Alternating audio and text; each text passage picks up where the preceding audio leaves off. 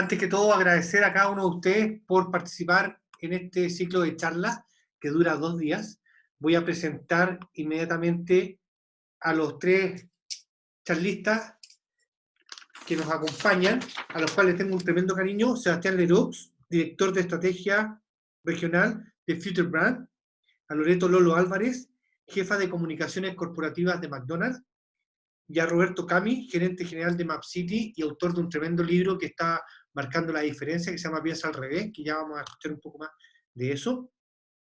Esta charla se llama Del abismo a la claridad, herramientas para enfrentar el cambio. Estas herramientas que vamos a obtener de estos charlistas nos van a servir para no adaptarnos a lo que está pasando, sino actuar sobre lo que está pasando. Y para eso voy a hacer una pequeña introducción de una fórmula, que es la fórmula de la innovación, que básicamente es igual a la creatividad más la tecnología por los datos, y esto elevado al cuadrado. Vamos a resolver esta fórmula con distintas versiones, con distinto conocimiento y con distintos ejemplos que nos van a entregar durante estos 2 días los charlistas. Así que voy a dejarles mi email para yo enviarles más adelante esta fórmula para que la vayamos resolviendo. Todo esto al final de este ciclo de charlas les vamos a entregar un documento donde les vamos a entregar tips para poder enfrentar estos cambios. Así que dejo a Paula Álvarez, a Paulette Lancer, para que nos vaya introduciendo en este seminario y vayamos modificando y moviendo nuestros conocimientos con respecto a lo que vamos a ver hoy en adelante. Así que, Paulette, todo tuyo, la cámara.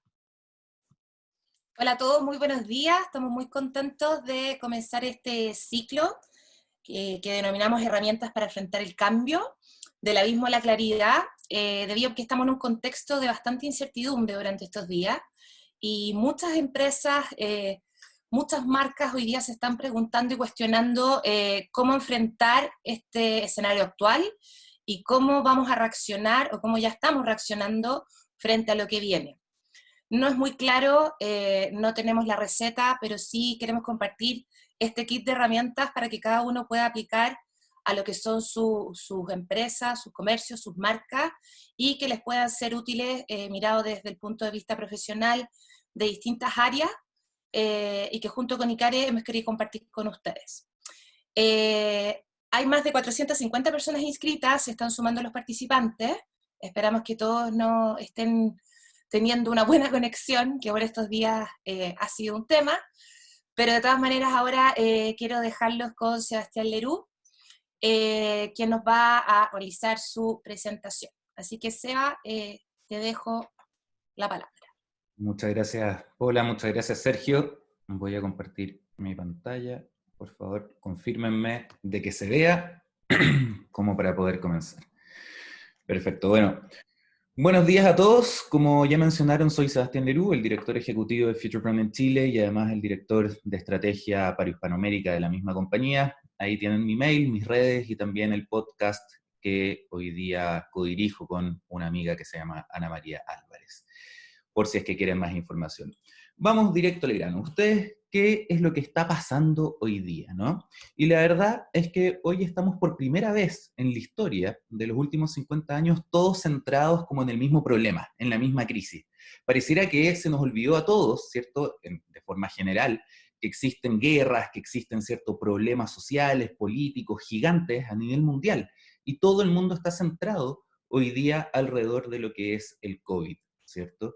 Pero entonces, ¿por qué esta introducción? Porque la verdad es que si hay algo que nos trajo de bueno el COVID es el poder repensar algunos elementos y el poder reforzar también otros con respecto a las marcas. Y entonces, lo primero que quiero hablar es la importancia que ellas tienen, no solamente hoy, sino que desde antes. Y hoy día quiero reforzar este punto, quiero traérselos con algunas herramientas para que ustedes las puedan ir aplicando en su día a día.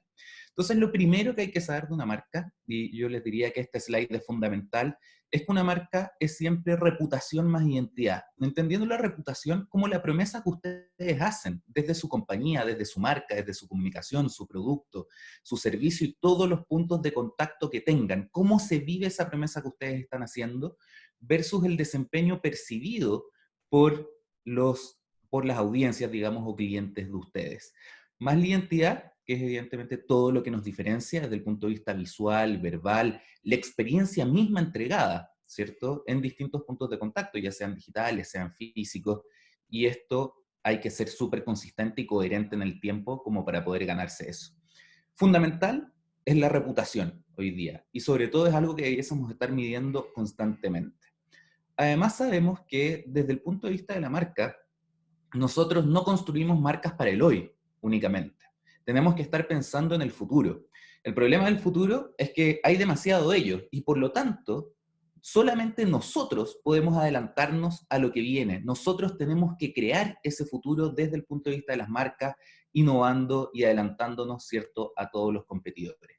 Y por lo tanto hay que equilibrar dos grandes mundos. El propósito, que todos sabemos está muy de moda, y luego les contaré un poco algunos ajustes que hay que hacer sobre eso, y la experiencia, que la experiencia es básicamente lo que se vive hoy. ¿Cómo equilibramos finalmente estos dos mundos? Lo que yo necesito ahora y lo que yo quiero en el futuro. Teniendo esto como base, esto es lo que nos obliga a pensar la marca como una herramienta de gestión del negocio. Y perdonen que yo se los diga tan francamente, esto de la marca no es simplemente el equipo de marketing o de comunicaciones. Tal vez es el área que va a cuidar, ¿cierto? La marca van a ser los guardianes, pero están lejos de ser los únicos que tienen que utilizar la marca. La marca tiene que bajar literalmente a cada una de las áreas, porque si yo pienso la marca como una herramienta de gestión del negocio, significa que va a impactar incluso en elementos logísticos, ¿cierto? Voy a dar un ejemplo súper burdo, pero imagínense ustedes son una compañía de yogur y ustedes dicen en su packaging que son un yogur sumamente sostenible, que además, ¿cierto?, es orgánico, etcétera, etcétera. Y resulta que sus camiones en los que trasladan el yogur son totalmente contaminantes. Por lo tanto, ahí su promesa no se está cumpliendo totalmente, ¿cierto? La marca está viviendo en otro punto de contacto, me está contando otro elemento más. Y no solamente eso, la logística no necesariamente tiene una implicancia desde el equipo de marketing, ¿cierto? Marketing no controla esa área necesariamente.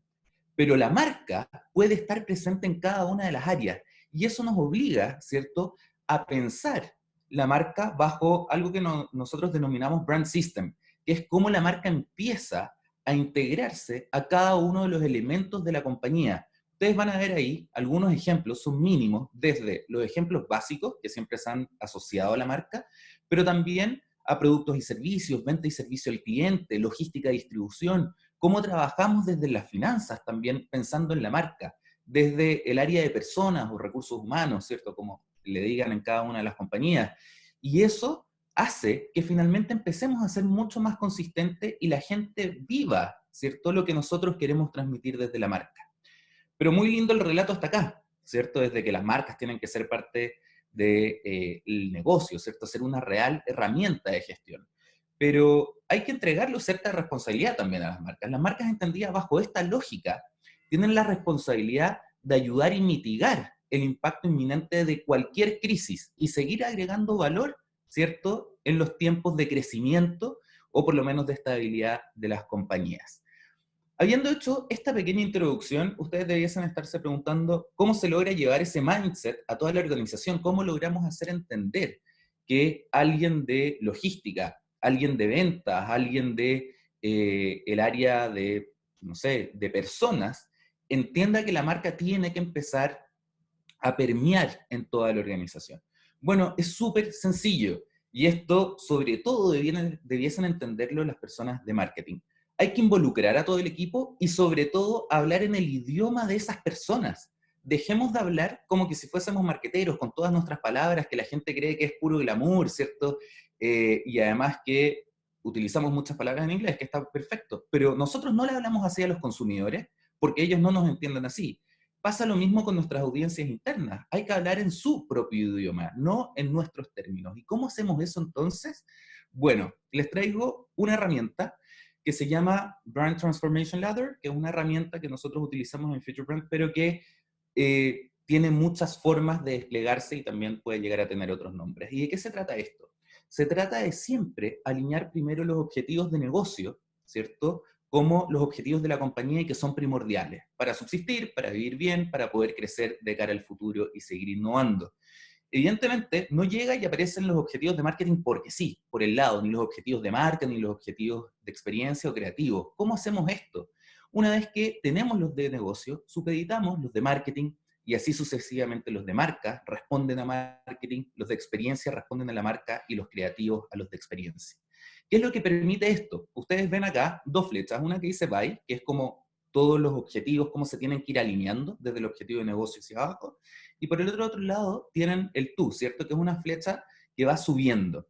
¿Qué es lo que permite esto? Ustedes, una vez que hayan definido los objetivos de cada una de estas etapas y las hayan alineado absolutamente todas, ustedes van a ponerle métricas, van a ponerles KPIs. Y esos KPIs, cada vez que ustedes cumplan con uno de los KPIs de los objetivos, por ejemplo, creativos, eso va a hacer que por lo tanto estén cumpliendo de cierta forma o ayudando a los objetivos de experiencia y así sucesivamente hacia arriba. Una vez que ustedes están midiendo y dándole una responsabilidad clara a la marca y están cumpliendo con esos objetivos, esos debiesen ayudar a su vez a los de marketing y los de marketing a negocio. Esta herramienta, por más sencilla que parezca, la verdad les puedo contar de experiencia de que a nivel general no se están usando, ¿cierto? Nos encontramos con objetivos de marketing que pueden tener algo de relación con los negocios, pero el resto de los objetivos no están bien puestos, no están bien medidos y recuerden que si no hay medición tampoco hay buena gestión. Otra herramienta, si es que ustedes ya lo están utilizando, es el Balance Scorecard. Sirve exactamente para lo mismo, ¿ya? Si ustedes quieren, es como un panel de administración, de gestión del negocio completo estratégico. Y recuerden que acá hay 4 grandes dimensiones: el cliente, el mundo financiero, los procesos internos, aprendizaje y crecimiento. Y al centro está lo que es la visión o la misión del negocio.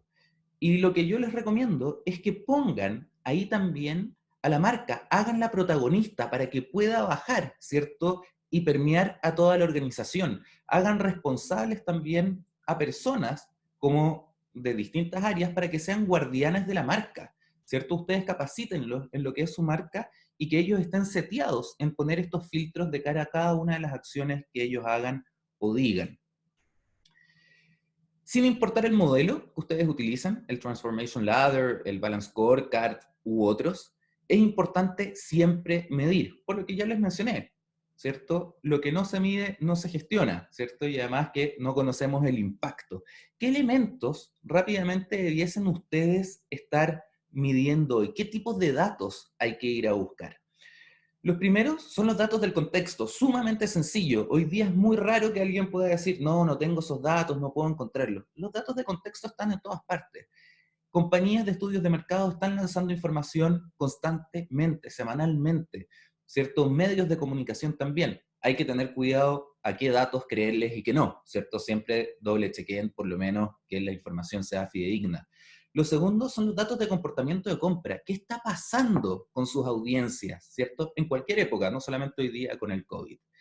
¿Cómo se comportan? ¿Cómo se relacionan desde el punto de vista de la vinculación transaccional? ¿Cierto? El tercer tipo de datos son los datos de cambio en el relacionamiento con la marca. Si antes se relacionaban de tal forma, se vinculaban conmigo, tal vez en ciertas redes sociales, o incluso tal vez sin redes sociales, solamente desde el punto de vista físico o de experiencia en ciertas sucursales, ¿qué pasa? ¿Cómo cambian hoy día esos relacionamientos y cómo yo me vinculo a ellos? ¿Realmente estoy llegando y estoy donde tengo que estar? ¿Cierto? Y recuerden que hay dos formas de estar. Una es de la vinculación de marca y otra es de la vinculación transaccional. O sea, hay que entender también cómo se van a vincular desde esas dos aristas. El cuarto punto y el tipo de datos que también es fundamental estar midiendo y que generalmente esto es en lo que más se enfocan en las compañías, es a los datos de performance del negocio. El problema es que, como les mencionaba antes, los datos de performance del negocio tienen que ir estrechamente vinculados a los de marketing o a los de marca. Entonces, es poder realmente entender cómo se relacionan esos KPIs, ¿cierto? Muchos de ustedes probablemente son ingenieros. ¿Qué está pasando con herramientas tan sencillas? Tampoco hay que ir a hacer tantos estudios muchas veces. Me imagino que ustedes tienen áreas de Business Analytics, Data Analytics, ¿cierto? Business Intelligence, que les dicen algunos. ¿Qué está pasando con sus propias mediciones? ¿Cómo hacemos modelos de regresión múltiple que ven el impacto de la inversión en marketing, ¿cierto? A través de todas sus plataformas hacia el negocio, o el propio CLV, el Customer Lifetime Value. ¿Cuál es el valor finalmente de mi consumidor? Y entender cuál es el valor de todos mis consumidores, que por lo general varía también. Y el quinto tipo de datos, que son esos datos que muchas veces estadísticamente no recibimos, ¿ya? ¿Y por qué? Porque generalmente los 4 primeros tipos de datos son hipótesis que nosotros tenemos y que vamos a testear frente a las audiencias. El quinto, por el contrario, es algo totalmente distinto.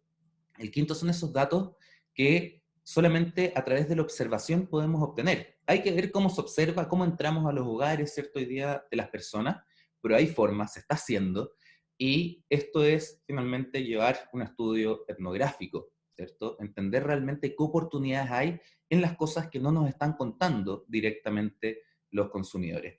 ¿Y por qué hay que analizar tantos datos? Ustedes se debiesen estar preguntando. Bueno, no sirve de nada, eso sí, tener muchos datos bajo un dashboard y no saber qué hacer con ellos, ¿no? Entonces, antes de llegar y poner datos y millones de gráficos y dashboards, fíjense realmente si les sirven o no, si los van a estar analizando y si van a estar gestionando en base a esos datos. Y como les mencionaba, los datos son sumamente relevantes por una gran razón. Es que las audiencias, y me voy a incluir dentro de ellas, somos sumamente predecibles, incluso demasiado. Y eso es lo que nos permite los datos. Si es que un consumidor, ¿cierto?, o nuestros consumidores, nuestras audiencias, nos pillan mal parados, es principalmente porque nosotros, ¿cierto?, no nos adaptamos y no fuimos capaces de predecir. Si no fuimos capaces de predecir es porque no estábamos midiendo. Bueno, y eso significa que hay que estar constantemente monitoreando. No hay que quedarse solamente con la foto de ayer, hay que estar viendo lo que está pasando también en tiempo real con algunos datos determinados. Entonces, realmente, ¿cierto?, trabajemos este mundo de la data en base a esta herramienta que les mencioné anteriormente, como el Transformation Ladder o el Balance Scorecard, que finalmente permiten, ¿cierto?, que la marca sea una herramienta de gestión del negocio. En este periodo, ¿cierto?, ¿quién ha repensado, actualizado o incluso cambiado su estrategia? Los que no lo han hecho probablemente por lo menos están en el mundo del pensamiento, ¿no? ¿Será indicado tener que cambiar algo o no, ¿cierto? ¿Cómo lo hago? Y muchos han caído en esto, ¿cierto?, debido a este gran punto, el propósito de marca. Muy lindo el propósito de marca, de hecho yo soy un defensor acérrimo de generar propósitos de marca. El gran problema es que muchos se subieron al propósito de marca más bien por una moda que venía dándose en los últimos años y no realmente por una convicción real.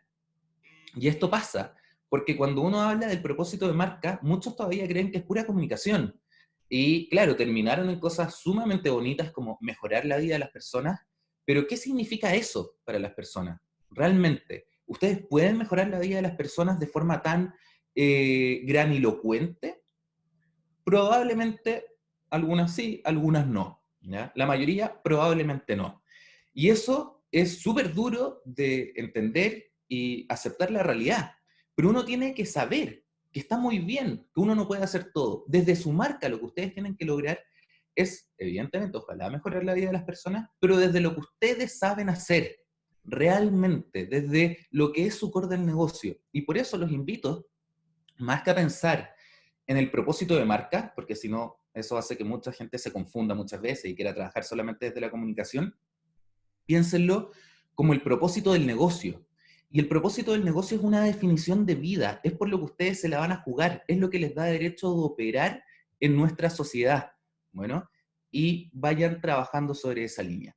Y eso nos lleva a pensar además que desde el punto de vista estratégico, todos aquellos que han repensado, cambiado o también actualizado sus estrategias, debieron haber trabajado esto desde la elasticidad de marca y credibilidad. Hemos visto también muchos cambios de estrategia, muchas actualizaciones, y que no necesariamente son buenas. Y no son buenas ¿por qué? No porque no sean cool, porque sean buenas, estén bien construidas en la plataforma estratégica, sino porque no son creíbles, ¿ya? No son suficientemente elásticas. No es creíble de repente que, voy a dar un ejemplo cualquiera, pero imagínense ustedes son una tienda de moda, ¿cierto? De ropa, del mundo fashion, y deciden de ahora en adelante vender comida, además debido al COVID, ¿cierto? Claro, uno podría decir, oye, sí, pero lo que yo ya hacía con el mundo de la moda, ¿cierto? Yo lo que sabía era un tema de logística y un tema de delivery. Entonces, en verdad, podría vender comida, podría vender otras cosas. Efectivamente, la pregunta que hay que hacerse ahí es que, ¿eres creíble ahora vendiendo comida? ¿Cierto? ¿Eres capaz de hacer eso? ¿Realmente es por lo que te considera la gente y te entienden? ¿Era por tu logística o por tu asociación al mundo de la moda? Esos son elementos que ustedes tienen que preguntarse, si es que ustedes van a ser creíbles en ese nuevo rol. Y en esa misma lógica, la elasticidad de marca es cada vez más relevante porque permite que las marcas evolucionen y sean creíbles en diversas categorías. Entonces, recuerden siempre preguntarse qué hacer, ¿cierto? Y que sea realmente creíble hacia otra ocasión de consumo o hacia otra categoría. Acá ustedes pueden ver dos pequeños gráficos que solamente hay algunos tipos de marca, hay muchos más, pero ustedes pueden ver ahí realmente y entender desde dónde están posicionados, si es del producto, si es de la filosofía de vida, desde intereses, desde su know-how, y cómo ustedes se pueden ir alejando, ¿cierto?, de una categoría mucho más cercana, que están finalmente en el eje horizontal, ustedes pueden ver eso, si es que tienen capacidad elástica para moverse desde el punto A hasta el punto E, o si simplemente se tienen que mover a una categoría totalmente adyacente, ¿cierto? Y que sigue siendo algo que ustedes saben. Un ejemplo, si ustedes son una marca de bebestibles, ¿cierto? Alcohólicos, y de repente ustedes venden vino, una categoría adyacente es pisco, ¿cierto? Siguen dentro de la categoría de bebidas alcohólicas, pero se mueven solamente hacia el lado. Si ustedes son de una categoría también como la del vino, y ustedes se quieren ir más bien a una filosofía de vida, ¿cierto? Y quieren generar una mayor elasticidad, primero hay que ver si es que son creíbles o no, recuerden su posicionamiento en lo que son buenos, y tal vez podrían terminar haciendo una viña, o sea, perdón, un hotel, ¿cierto? Dentro de una viña, ¿cierto? Que demuestra un estilo de vida o también incluso tipos de ropa, ¿cierto? Que hayan asociados a la marca. Entonces, hay que evaluar o evolucionar estratégicamente, y para eso hay que evaluar la posibilidad de construir estrategias de marca que sean flexibles. Pero ¿cómo se hacen? No pueden ser cualquiera, ¿ya? Recuerden que un must, y creo que se los vengo reforzando ya hace algunos minutos, es que ustedes tienen que construir estrategias y tácticas con base en datos, ¿ya? Midan, de verdad, háganlo. ¿Por qué? Porque finalmente los datos hacen que la estrategia pueda ser dinámica y pueda navegar según el contexto, dando mayor o menor relevancia a un atributo o a una expresión de la marca. Muchos de ustedes hoy día tienen estrategias de marca que, por ejemplo, tienen 4 rasgos de personalidad o tienen 4 valores, ¿cierto? Por dar un número determinado. Y tal vez ustedes pensaron que había que cambiar la estrategia porque no hacía mucho sentido. Puede llegar a pasar.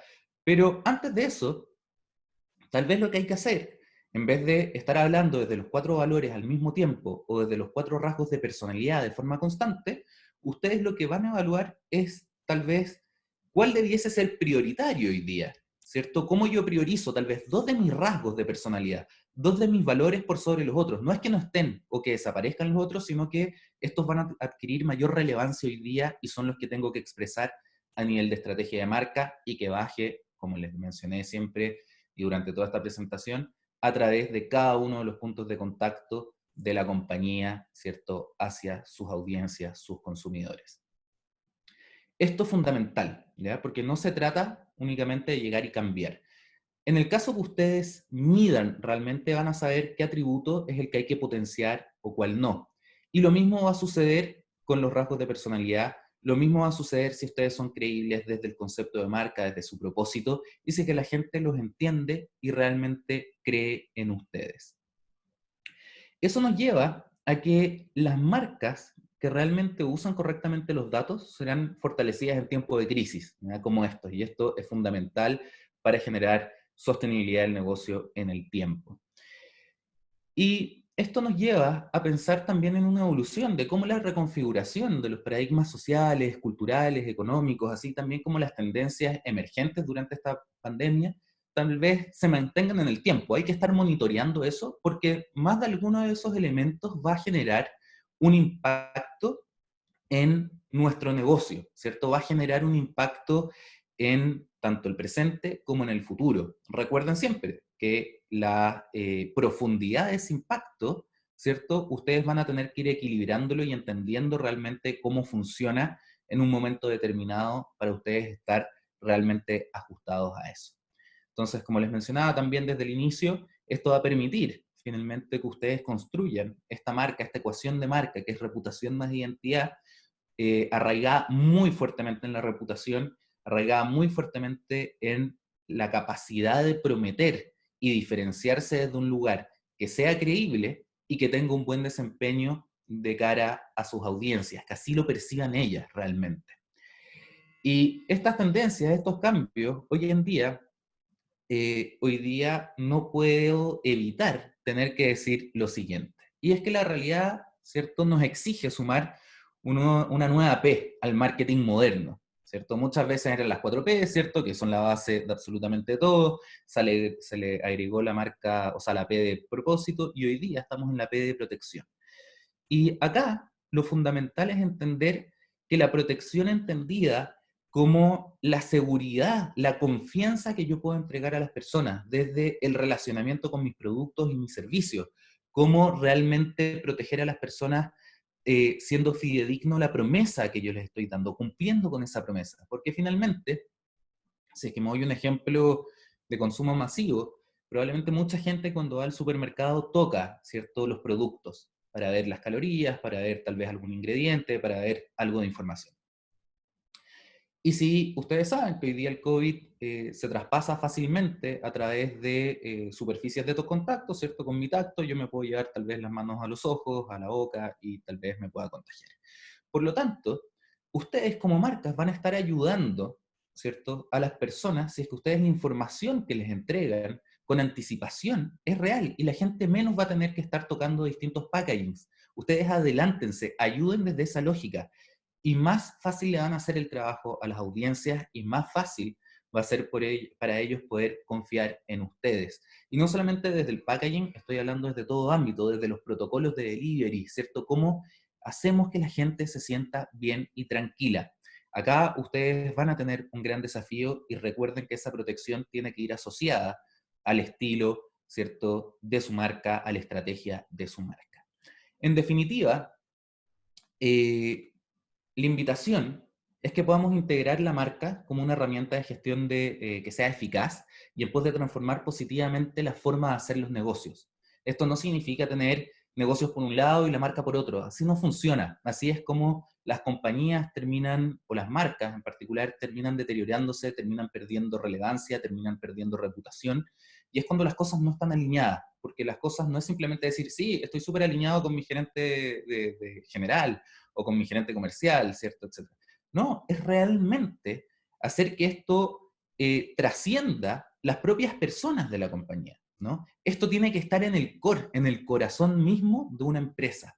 Y por lo tanto, acá ustedes pueden ver los 5 puntos relevantes. El brand system, a entender realmente cómo esta marca permea a todos los puntos de contacto de la compañía.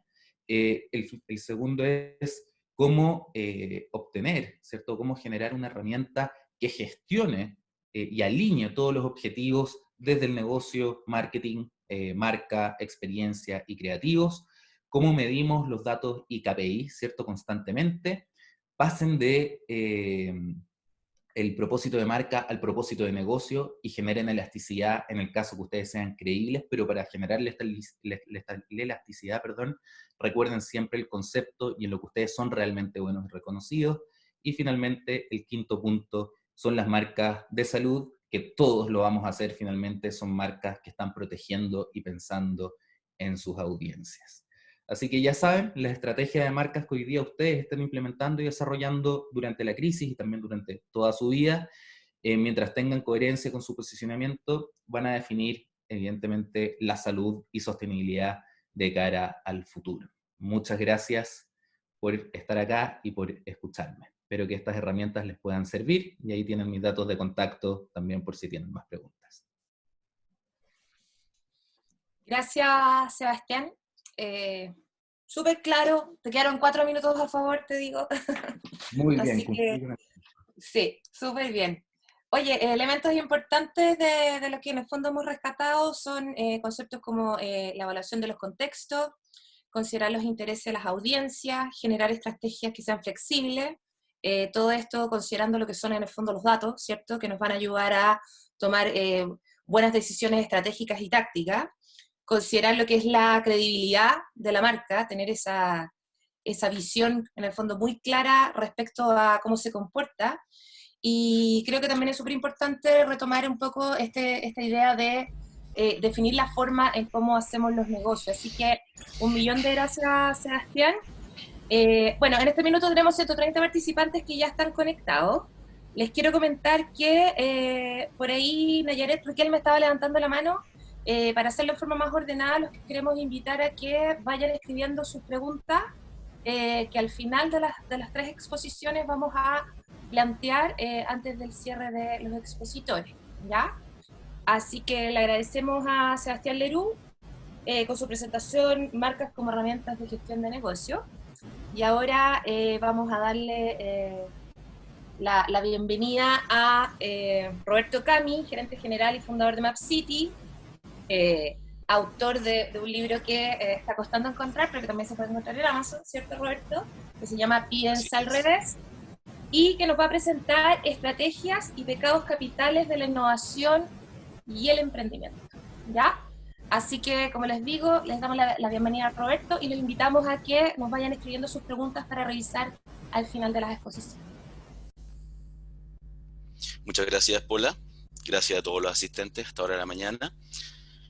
Yo quiero comenzar con una pequeña historia de un emprendedor que conocí hace un tiempo, y la verdad las cosas es que lo conocí mirando esta polera. La polera decía: creo en un mundo mejor, y me llamó mucho la atención de que esa polera tenía borrada la palabra en. Y la verdad es que ser emprendedor es ser protagonista del cambio, y justamente los emprendedores somos soñadores y creemos que somos capaces de crear un mundo mejor. Es justamente lo que nos motiva, es justamente el propósito del que hablaba Sebastián muy claramente con respecto a las marcas. Pero los emprendedores lo hacemos desde el punto de vista de la creación de valor, desde el punto de vista de crear productos y servicios que puedan impactar en otros para lograr crear un mundo mejor. Mucha gente se confunde cuando hablamos de innovar o cuando hablamos de innovación, y lo confunde con lo que es la creatividad o con lo que es la investigación. Y sin embargo, la innovación es la que crea valor. Para que nosotros logremos a partir de la creatividad o a partir de la investigación crear valor, tenemos que ser capaces de aplicar lo que estamos creando a un determinado mercado, y que ese mercado finalmente lo adopte, lo use, esté dispuesto a pagar por nuestra creación. En ese momento recién podemos decir de que estamos innovando. Es muy importante entender la diferencia entre estos conceptos, porque muchas veces se confunden y no nos damos cuenta que una innovación no necesariamente lo es cuando el producto que hemos creado no logra llegar a este mercado o este mercado no lo adopta. Hemos sido inventores a lo mejor, hemos logrado generar algo que pareciera ser que crea valor, pero mientras no sea adoptado por nuestros consumidores no estamos innovando. Por lo tanto, es importante que entendamos eso. Empresas que obviamente innovan y que son hoy día íconos para nosotros, Samsung y Tesla, son empresas que arriesgan, y hay otros que se dedican a innovar, pero además de eso están en búsqueda permanente de la excelencia, y son empresas que normalmente nosotros admiramos, como es Apple, o en el mundo de la música, Bank Olufsen. Seguramente todos conocen a Thomas Edison y a Bill Gates. ¿Por qué conocemos a estas dos grandes innovadores, llamémosle así, que creemos que lo fueron? Thomas Edison, como el creador de la ampolleta eléctrica, ¿no es cierto? Y Bill Gates, que hizo su gran fama y fortuna a partir de los años 80, cuando IBM lanzó sus primeros computadores por el sistema operativo que esos computadores traían, el famoso MS-DOS. Sin embargo, pocos saben que quien patentó primero la bombilla eléctrica no fue Edison, y quien creó el sistema operativo de ese primer computador tampoco fue Microsoft.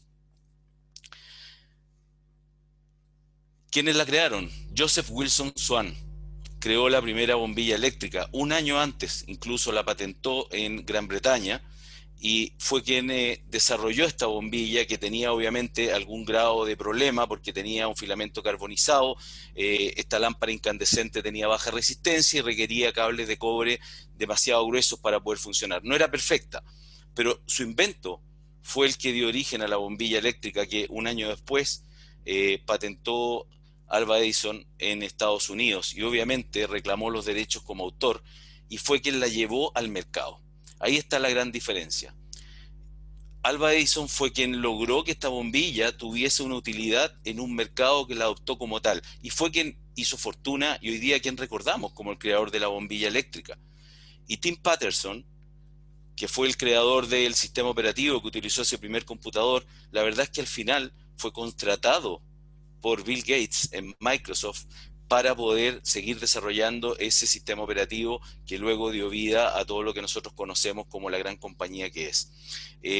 Tim Paterson no fue capaz de llevar su desarrollo al mercado y finalmente terminó entregándoselo a una compañía que a través de su visionario, ¿no es cierto?, Bill Gates, logró estar en el mercado. Entonces entendamos que no sacamos nada con ser creativos, ser inventores, si es que no damos el paso siguiente de transformar ese invento y esa creación en un producto, en un servicio que realmente la población adopte. Y para eso los quiero llevar a 5.000 años de historia, en donde el hombre crea la rueda, ¿no es cierto?, y inventa la rueda, hace aproximadamente 5.000 años. Pasan muchísimos años para que se cree o se invente un baúl, o lo que nosotros podríamos conocer hoy día como una maleta.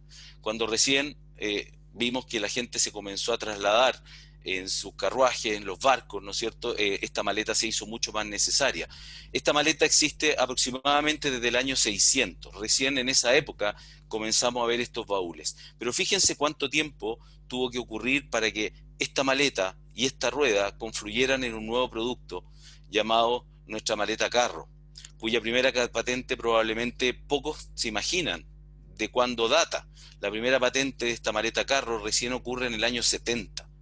Y ocurre en el año 70, no porque no hubiese estado creado el baúl o la maleta y no hubiese creado la rueda, sino porque a alguien se le ocurrió crear estas creaciones tan antiguas para generar un invento nuevo y un producto nuevo que impactara creando valor, una innovación.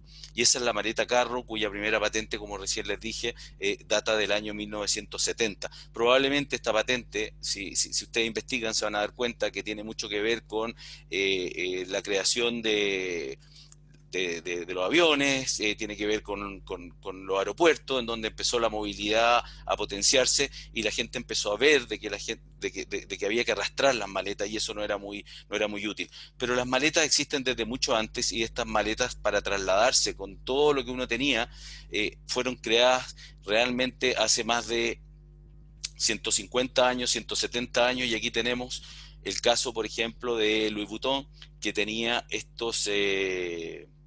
no eran maletas, eran armarios completos que incluso permitían trasladar su escritorio, todo lo que era la papelería que la gente tenía, la ropa totalmente planchada, sin que se arrugara, y estos baúles ya existían cuando no existían todavía los aviones y no tenían ruedas, por cierto. Así es que la rueda fue una incorporación muy posterior y corresponde a lo que uno toma, que son invenciones anteriores, las transforma y innova. Pero si hablamos de innovación, la verdad es que tenemos que distinguir distintos tipos de innovación. No son todas las innovaciones del mismo tipo, ni todas generan el mismo impacto. La innovación incremental, hablando de la misma rueda, es la mejora continua de un producto que ya existe, como es el caso que estamos viendo de la llanta, ¿no es cierto?, que es la última que aparece en la imagen, que tienen hoy día los autos deportivos. Obviamente que mejoran la experiencia, obviamente que tenemos innovación en ese proceso, pero no es una innovación disruptiva que está realmente generando un cambio de los paradigmas que hasta ese momento existían, sino que corresponde a innovación incremental. Tenemos un segundo tipo de innovación, que es la innovación en eficiencia, en donde nosotros evidentemente buscando bajar costos, buscando mejorar el throughput de un producto, como en el caso de las ampolletas, en donde pasamos de una ampolleta incandescente, haciendo alusión a Thomas Alva Edison, llegamos hoy día a ampolletas de LED, ¿no es cierto?, que por muy bajo consumo nos permiten tener una alta eficiencia, también en luminosidad, con distintos colores, etcétera, y eso da también posibilidades de que tengamos el desarrollo, por ejemplo, en los televisores que hoy día vemos, con las resoluciones y con el grosor que tienen, sin necesidad de gastar mucha energía. Pero sin embargo, cuando normalmente nos referimos a innovación, en realidad nos estamos refiriendo a este tercer tipo de innovación, que es una innovación que es creadora de mercado. Esta innovación que es creadora de mercado lo que hace es que cambia las reglas y nos mueve de un horizonte a otro horizonte, moviendo todos los límites que hasta ese momento conocemos. Ese pez que está saltando un acuario en donde probablemente se encuentran los famosos océanos rojos compitiendo por precio sin lograr diferenciarse, está saltando a un nuevo escenario en donde va a ser probablemente el pionero o el único player, lo cual tiene obviamente un tremendo riesgo también. Por eso es que los innovadores o la gente que emprende tiene que estar dispuesta a asumir esos riesgos para poder dar ese salto. De otra manera no tiene sentido que lo haga. La teoría es que los límites del mercado siempre pueden modificarse. ¿Para qué? Para salir de la competencia tradicional en precio. Es un estado normalmente permanente porque se va a demorar muy poco en saltar el otro pez al mismo acuario donde nos encontramos y vamos a generar nuevamente un espacio de competencia que nos va a tender a llevar los precios a los mínimos. Por lo tanto, esto exige que haya existencia de un proceso dentro de la compañía que permanentemente nos permita estar dando estos saltos. Busca obviamente estos océanos azules a los cuales llegamos, donde somos los únicos que estamos en ese mercado, pueden ser también pozos ciegos, porque ser el único exige pensar al revés y exige anticiparse. Y anticiparse muchas veces tiene riesgo en donde el mercado, si se demora en adoptar lo que tú tienes o si te demoras demasiado en adaptar tu producto a ese mercado, probablemente también te vas a encontrar con otro tipo de problemas, como por ejemplo no tener la escala necesaria o que la caja termine haciendo que tu empresa quiebre anticipadamente porque te adelantaste al mercado. Historias de eso está lleno. Podemos recordar, sobre todo los que somos un poco más viejos, estas marcas que estamos viendo aquí.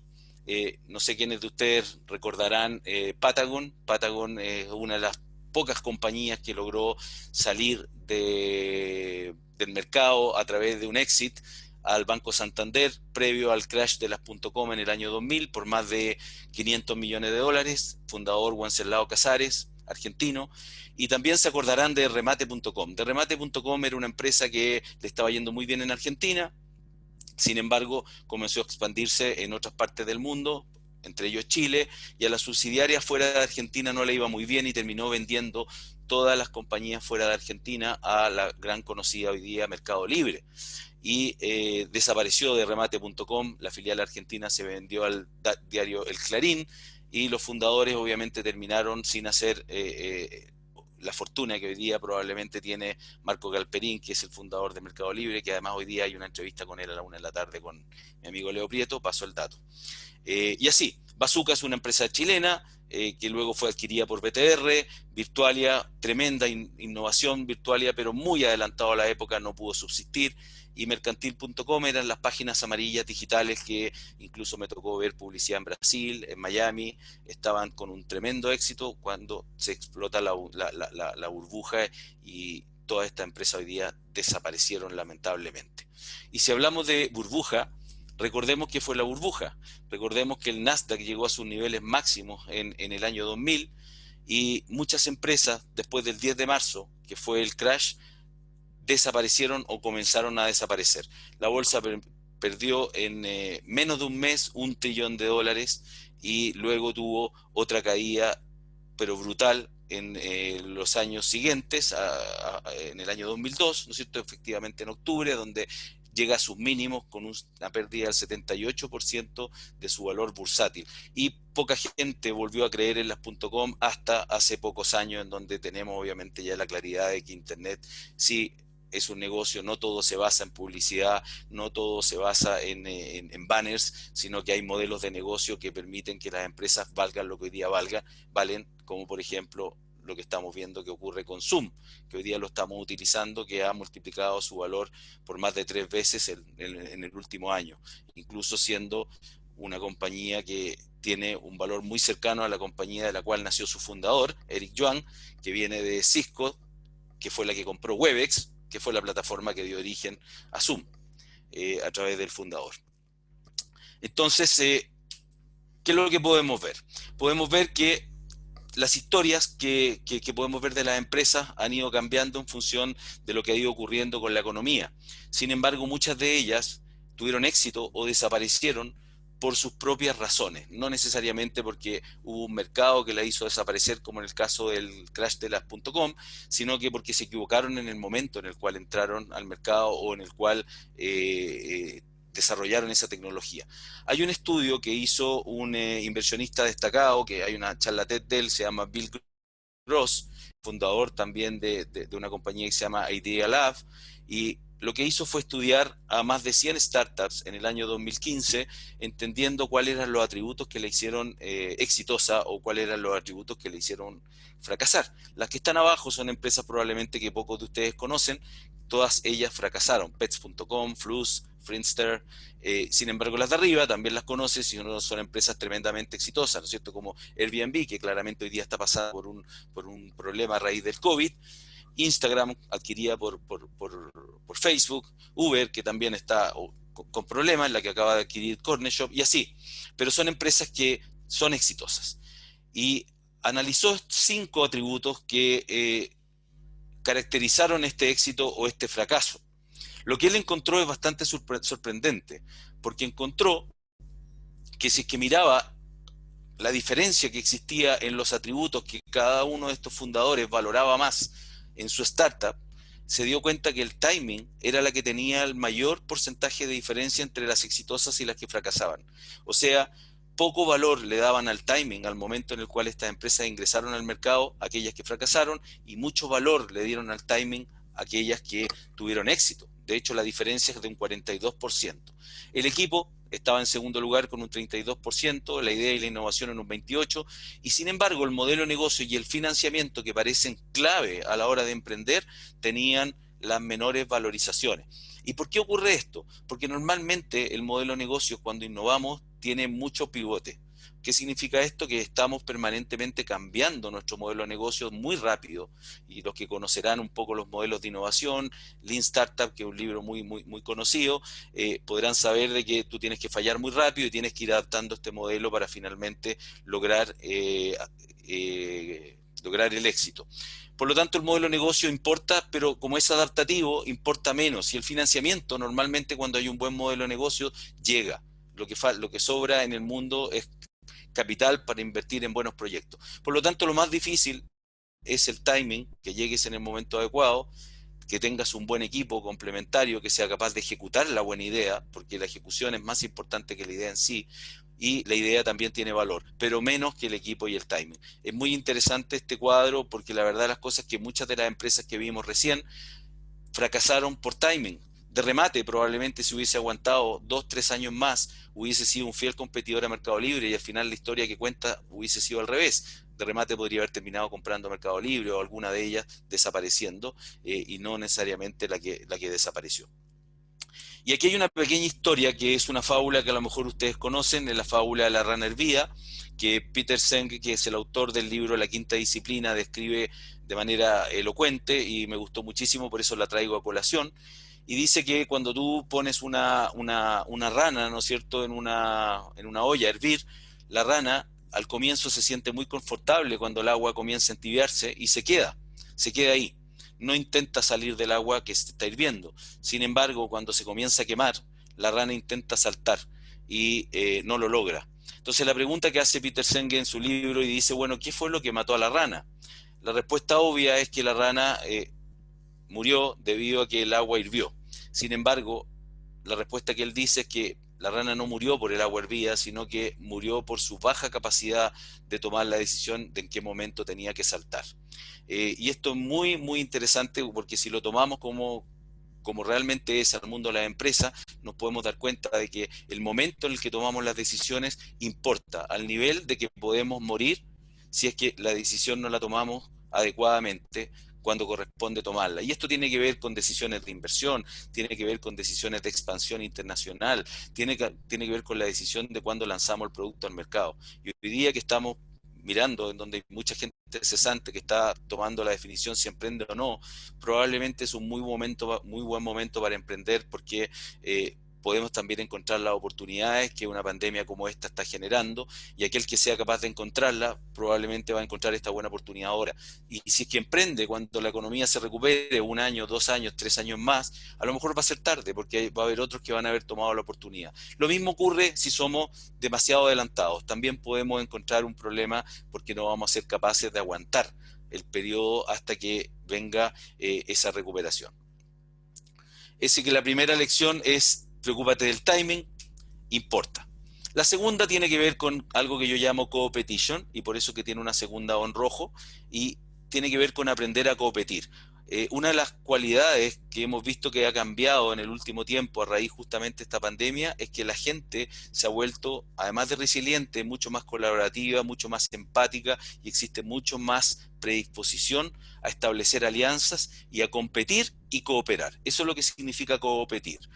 Tratar de lograr que podamos competir con nuestros competidores, obviamente, pero también cooperar con ellos. Y eso es posible. ¿Por qué tengo la foto de Gastón Acurio y ese ceviche que tanto me gusta comer? Porque Gastón Acurio, que fue uno de los principales precursores de la gastronomía peruana, ¿no es cierto? Y hoy día con restaurantes en muchos países del mundo, varios en Chile, decidió compartir sus recetas. En vez de ser la persona egoísta que quiso toda la torta para él, lo que él hizo siempre fue abrir sus recetas y lograr que otros chefs más jóvenes aprendieran de él. Y eso ayudó a que la torta se ampliara, ampliar el tamaño del mercado. Y otros chefs comenzaron a abrir más restaurantes en Perú y fuera de Perú. Y eso fue, de alguna manera, lo que hizo que hoy día no tengamos un ícono gastronómico en Perú, sino que tengamos muchos íconos gastronómicos. Tuvimos recién la muerte de Ciro Watanabe, ¿no es cierto?, que uno de los que desarrollaba el estilo de Gastón Acurio, pero muy orientado a la comida Nikkei, y que fue discípulo de él. Falleció hace poco en Chile y también fue uno de los precursores de la comida peruana, así como hoy día los hay muchos. Tanta la generosidad de Gastón Acurio y del entendimiento del valor que tiene competir, que hasta hace poco lo que hizo fue abrir su libro, que hoy un libro que si lo quieren comprar en Perú cuesta más de $100, abrió sus recetas y lo pueden descargar gratuitamente en PDF. Y eso muestra que no tienes que guardarte los secretos para ti, sino que puedes establecer alianzas con otros para desarrollar un mercado mucho más grande y que ese mercado termine beneficiándote a ti de vuelta, que es justamente el concepto que hay detrás de competir. Y yo con esto les quiero mostrar un ejemplo personal que tuve de competir, porque muchas veces la teoría supera la realidad, pero es importante mostrar ejemplos concretos. Google en el año 2007, comienzos del 2008, comenzó a expandir su servicio Google Maps. También en nuestro país, en Chile, nosotros como MapCity teníamos nuestro sitio web que alcanzaba 3,5 millones de consultas mensuales, era el único o el más conocido, con presencia en varios otros países, y ya mirábamos qué iba a pasar cuando llegara Google. Y en vez de decir, mira Google, voy a competir contigo, lo que dijimos fue, vamos a competir con Google. ¿Qué significa esto? Google en cada uno de los países donde está desarrollando su negocio necesita partners. Necesita partners para obtener información de buena calidad, tanto a nivel de comercio, a nivel de personas, a nivel de mapas. Y bueno, ¿quién mejor que MapCity para proveer los mapas de Google? Lo que hicimos fue acercarnos a Google y decirles, queremos colaborar contigo, queremos distribuir tu servicio, porque obviamente gigante tecnológico, tenía alcance global, y en vez de cerrarle las puertas a Google, lo que hicimos fue licenciar los mapas de Chile para Google. Si ven ahí, esto es del año 2012, aparece que los mapas de Google en esa época eran los mapas que MapCity le licenció. Y eso no lo hicimos solamente para Chile, lo hicimos posteriormente para Perú, lo hicimos para Ecuador, lo hicimos para varios países de Centroamérica, y el último acuerdo que cerramos recién, en febrero de este año, fue el acuerdo de provisión de los mapas de México para Google. Por lo tanto, hemos seguido, no a partir del 2008, ya llevamos 12, 13 años cooperando con Google, lo mismo estamos haciendo con Apple y con todos estos grandes players. Por lo tanto, se puede. Hay otras empresas de las cuales vamos a hablar más adelante que decidieron cerrar las puertas, decidieron no competir y hoy día no existen. Segundo mensaje entonces, aprende a competir.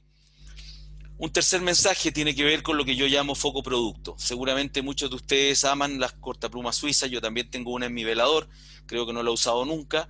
La cortapluma suiza yo la utilizo como un ejemplo de lo que es el producto aspiracional que pocos usamos pero todos queremos. Lo que es un servicio, lo que sería equivalente a lanzar un servicio lleno de features, lleno de capacidades, pero tan complejo de usar, que al final ninguna de estas herramientas nos resulta ser suficientemente útil. Todos estarán de acuerdo conmigo que la lupa que trae esa cortapluma suiza no es demasiado buena para hacer nada, ni tampoco la tijera. Intenten cortar con esa tijera más de 5 o 6 páginas juntas, se van a dar cuenta que les va a costar muchísimo. Por lo tanto, la cortapluma suiza, la verdad es que yo también la quería, me la regalaron, nunca la compré porque además es cara, pero siempre soñé en tenerla en mi bolsillo cuando viajara en avión, y si es que el avión se caía, yo iba a ser uno de los que iba a poder usarla para salvar al resto, y lamentablemente te la quitan en el aeropuerto, así que tampoco esa idea de la cortapluma suiza me sirve. Pero nadie dice que es un mal producto, pero probablemente no es un producto demasiado útil. Así que yo les diría de que dejen de mirarse el ombligo cuando están desarrollando un producto, cuando están desarrollando un servicio, y comiencen a mirar hacia afuera de ustedes y comiencen a mirar lo que realmente el cliente necesita. Y muchas veces el cliente necesita algo mucho más simple que lo que nosotros estamos pensando. Recordemos Instagram, que fue uno de los ejemplos también que les puse anteriormente como una de las empresas exitosas que estudió Bill Gross. Instagram fue adquirida por Facebook en más de 1.300 millones de dólares. ¿Por qué eligieron Instagram si es que en esa época había más de 100 aplicaciones en el App Store que eran iguales o mejores que Instagram? Y mucho más sofisticada incluso. Instagram, recordemos que nació como una aplicación que permitía retocar las fotos con un clic, y tenía fotos o tipos de retoque preseteados, en donde yo simplemente apretaba el que quería, no tenía que saber nada de fotografía, y mis fotos quedaban realmente espectaculares con un clic. La simplicidad estaba detrás de Instagram, y eso fue la que la llevó a ser la escogida para ser comprado por Facebook. Y las demás siguen existiendo, pero no tienen ni la fama, ni el uso, ni obviamente tuvieron el éxito que tuvo Instagram. Por lo tanto, pensemos en la simplicidad como una de las cosas valiosa y uno de los atributos que más valen cuando desarrollamos nuestros productos. Es lo que Steve Jobs además desarrolló muy bien en todos sus productos y que impuso como una forma de pensar. Hoy día este control remoto, que hasta hace 5 años era el control remoto que probablemente todos usábamos en la televisión, si hoy día compran cualquier televisión Samsung, se van a encontrar con este modelo. Y este modelo, la verdad que con 5 botones hace lo mismo que hace el otro con 40, y de una forma simplificada, ergonométrica, que es un fiel reflejo de la evolución que han tenido los productos y también los consumidores para buscar esta simplicidad. Si tu producto requiere manual y es un producto de consumo masivo, la verdad es que deséchalo, no es simple. Si tú requieres explicar cómo se utiliza tu plataforma, estamos en problemas, a menos que sea algo industrial, complejo, de nicho, para unos pocos, no debieras construir manuales. Así es que esa es una buena forma de medir qué tan simples son tus productos. Y miren este gráfico que les voy a mostrar ahora. Este gráfico que les voy a mostrar ahora, lo que está haciendo es mapear el valor de las compañías más simples del mundo. Existe una métrica en Estados Unidos, existen métricas para todo, y este gráfico en negro lo que hace es ver la valorización que tienen las empresas de las 10 marcas consideradas mejores expositores de la simplicidad, y las compara con las líneas azules en distintos colores que están abajo, que es el Dow Jones, el S&P, y es la evolución del valor de esas marcas con respecto a las tradicionales que agrupan al resto de las compañías que cotizan en la bolsa norteamericana. Y fíjense lo que pasa, ¿no es cierto? Lo que pasa es que tenemos un 679% más de valorización de las marcas que son consideradas mejores en simplicidad. Y esto tiene que ver con una mejora en rentabilidad de más de 6 veces que el Standard & Poor's. Top 10 de esas marcas, la número 1 es Netflix, pero tenemos otra, como tercera está Google, como quinta está Carrefour, sexta está McDonald's, tenemos Trivago, no sé quiénes lo han utilizado, Spotify, Uniqlo, que es una marca de ropa, Subway, ¿no es cierto?, una marca de comida. No necesariamente estamos hablando de tecnología, que es lo que más me gusta, pero estamos hablando de marcas que han desarrollado el concepto de simplicidad, lo han llevado a su máximo y que han logrado una rentabilidad 6 o 7 veces mayor que el promedio del resto de las marcas. Este es un estudio que considera 15.000 clientes, más de 800 marcas en 9 países. Por lo tanto, podemos creerle que efectivamente la simplicidad renta. Ahí tienen otro consejo que se pueden llevar en su maletín. Otro consejo tiene que ver con competir de grande a grande, ¿no es cierto? Aquí tenemos un gran danés que está mirando a un perrito chico, y normalmente los emprendedores cuando parten somos chicos y tenemos que venderle a los grandes, y así es como creemos que nos miran, ¿no? Nos cuesta competir con ellos, nos cuesta venderle porque normalmente sabemos que los necesitamos y ellos saben que los necesitamos. Por lo tanto, la negociación normalmente no es una negociación que nos lleve a buen término. Y aquí el mensaje que yo les quiero dar es que ustedes siempre considérense que son un gran danés. ¿Y qué me llevó a usar este ejemplo? Hace 2 años fui a España y estando en la estación de Atocha, después de haber ido por el día a una reunión a Barcelona, Madrid a Barcelona, y a la vuelta me encuentro con una señora que venía con un gran danés blanco, era una perra blanca muy linda, y a mí me gusta mucho siempre tocar a los animales, me llama mucho la atención, y le digo a la señora si es que la puedo tocar. No a ella, obviamente, a su perra, ¿no? Y la señora me dice que no. La verdad es que me extrañó muchísimo. Normalmente los dueños de animales son muy generosos y quieren que toquen sus animales, pero no me dejó tocar al gran danés y le pregunté por qué. Me dijo que la razón era porque esta perra no se iba a dejar tocar. ¿Por qué no se iba a dejar tocar? Le pregunto, y me dice que porque normalmente esa perra se asusta cuando alguien la quiere tocar. Pero inténtalo, me dice. Yo me comienzo a acercar a la perra, trato de hacerle cariño y la perra empieza a retroceder. No la pude tocar. Y me quedé pensando, yo en esa época estaba escribiendo la introducción de mi libro, y dije, pero ¿cómo puede ser que esta perra, que mide 1,50 m, parada es más alta que yo, no mucho decir, pero parada es más alta que yo, no se deje tocar?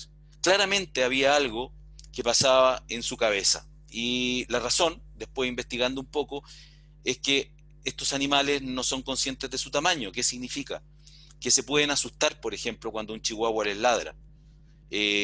No son conscientes de lo grande que son. Y de la misma manera, los chicos no son conscientes de los chicos que son.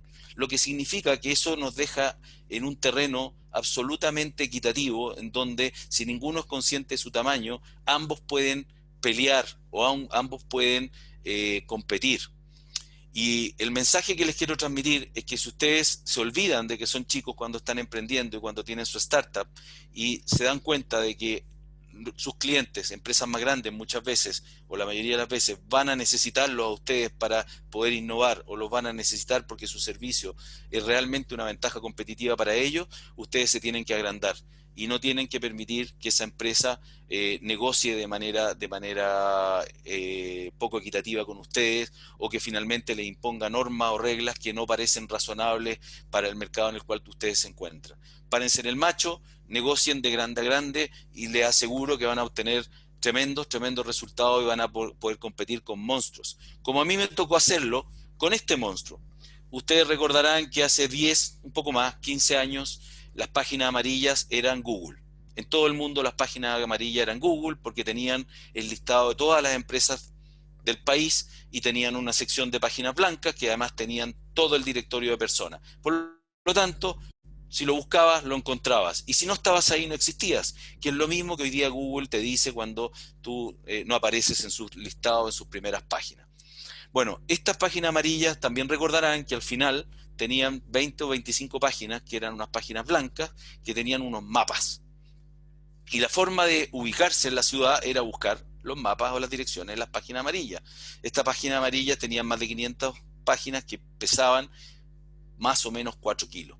Por lo tanto, ir con estas páginas a buscar la dirección que uno quería no era lo más eficiente, y la gente lo que hacía era sacarle la página. Y al final terminábamos con un librito que no servía para nada porque le habíamos sacado la mitad de las páginas, y la próxima vez que quisiéramos buscar no la íbamos a encontrar. Entonces, a nosotros en MapCity se nos ocurrió una idea y dijimos, ¿por qué no hacemos estas páginas que realmente sirvan? Miremos al cliente, miremos al usuario. El usuario necesita estar buscando esa dirección hasta que la encuentra. O sea, se tiene que desplazar con esta guía. Y eso no es efectivo. Y nosotros lo que hicimos fue lanzar un producto que de verdad era de bolsillo. Ese producto que tuvo 6 ediciones, se lanzó en el año 2002, la primera edición. Tenía 500 páginas y no solamente tenía las calles, sino que tenía los recorridos de las micros, la ubicación de los puntos de interés, las comisarías, los hospitales, números de teléfono de emergencia, tenía un montón de cosas. Y nuestra sorpresa fue increíble porque cuando lanzamos esto, se vendieron en la primera edición más de 350.000 unidades, 350.000 unidades de este libro. ¿Qué hizo las páginas amarillas? Las páginas amarillas nos miró y dijo, pero ¿cómo es posible que nosotros llevando años desarrollando este producto no nos hayamos dado cuenta que el cliente necesita algo más simple, más portable, más útil? Y lanzó estas páginas, que si bien no eran de bolsillo, era un producto más grande que el que habíamos lanzado nosotros, eran las páginas amarillas de guantera. Ellos le pusieron de bolsillo para competir con el concepto que nosotros habíamos lanzado, y la comenzaron a regalar en cada esquina de Santiago a los automovilistas. Y esa fue la forma en que una compañía que era tan poderosa, que tenía ingresos mayores a los 4 canales de televisión abierta más importantes que habían en ese momento, ¿no es cierto? El 7, el 9, el 11 y el 13, terminó desapareciendo. Hoy día Páginas Amarillas no existe, nadie la utiliza, y terminó compitiendo con una empresa muchísimo más chica que la verdad es que no logró competir, por lo menos en este producto, porque no miró al mercado y se creyó demasiado poderosa.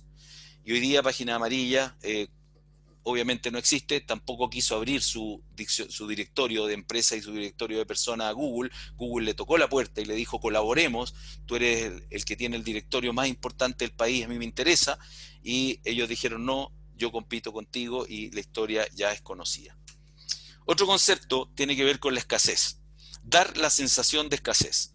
Todos hemos visto, y está lleno de ejemplos, que normalmente tenemos las 48 horas, últimas unidades en Ñuñoa, si queremos comprar un departamento, postula aquí, si queremos ir a un curso, ¿no es cierto? Nos venden la idea de que para estar en ese curso tenemos que postular porque nos tienen que aceptar, cuando en realidad muchas veces esos cursos no tienen ni alumnos, pero nosotros sentimos de que esa postulación nos hace más importantes al momento que nos aceptan o que de alguna manera nos están dando un premio al estar aceptados. Cuando buscamos hoteles, nos quedan solamente 3 con este precio, 25 personas más están mirando en este mismo momento este hotel o esta habitación que tú quieres, por lo tanto, si no la reserva ahora va a perder la oportunidad de obtenerla. Que hizo muy popular esto, As Seen on TV, ¿no es cierto? Este llame ya famoso, nos obligaba a llamar en esos próximos 30 minutos para obtener esa tremenda oferta. Y eso no es que sea una idea que ellos inventaron, sino que es muy conocido que esta sensación de escasez nos ayuda a generar en nuestro cliente una intención de compra que se realiza normalmente con poco análisis, y normalmente terminamos vendiendo mucho más rápido cuando damos esa sensación. Uno dirá, ¿cómo hago esto en mi empresa?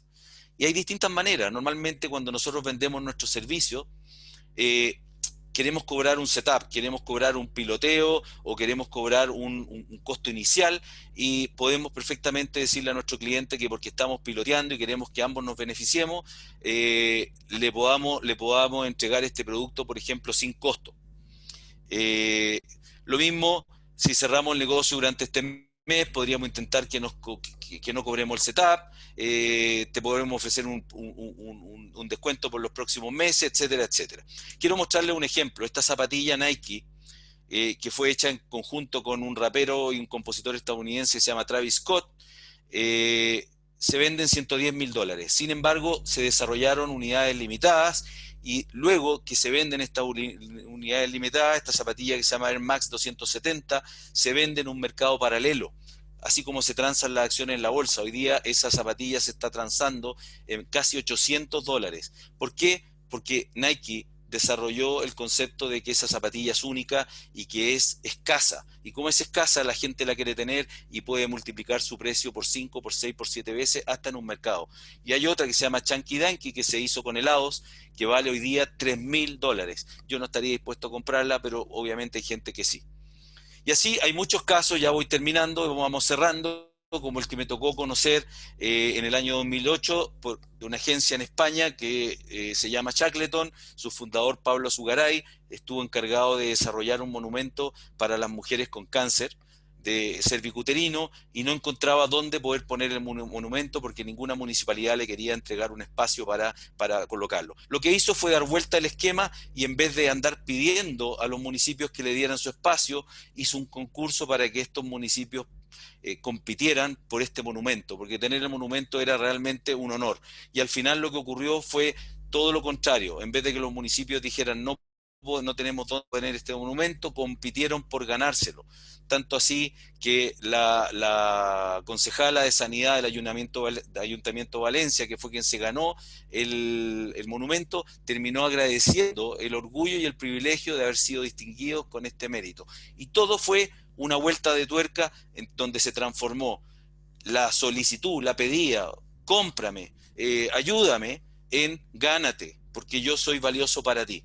Y este ejemplo a mí me marcó muchísimo, si bien ya tiene más de 12 años, te muestra cómo con marketing tú puedes transformar algo que parece un bien que no es escaso en escaso, y terminan ellos compitiendo por tenerte a ti en vez de que tú estés pidiendo el favor de que te compren.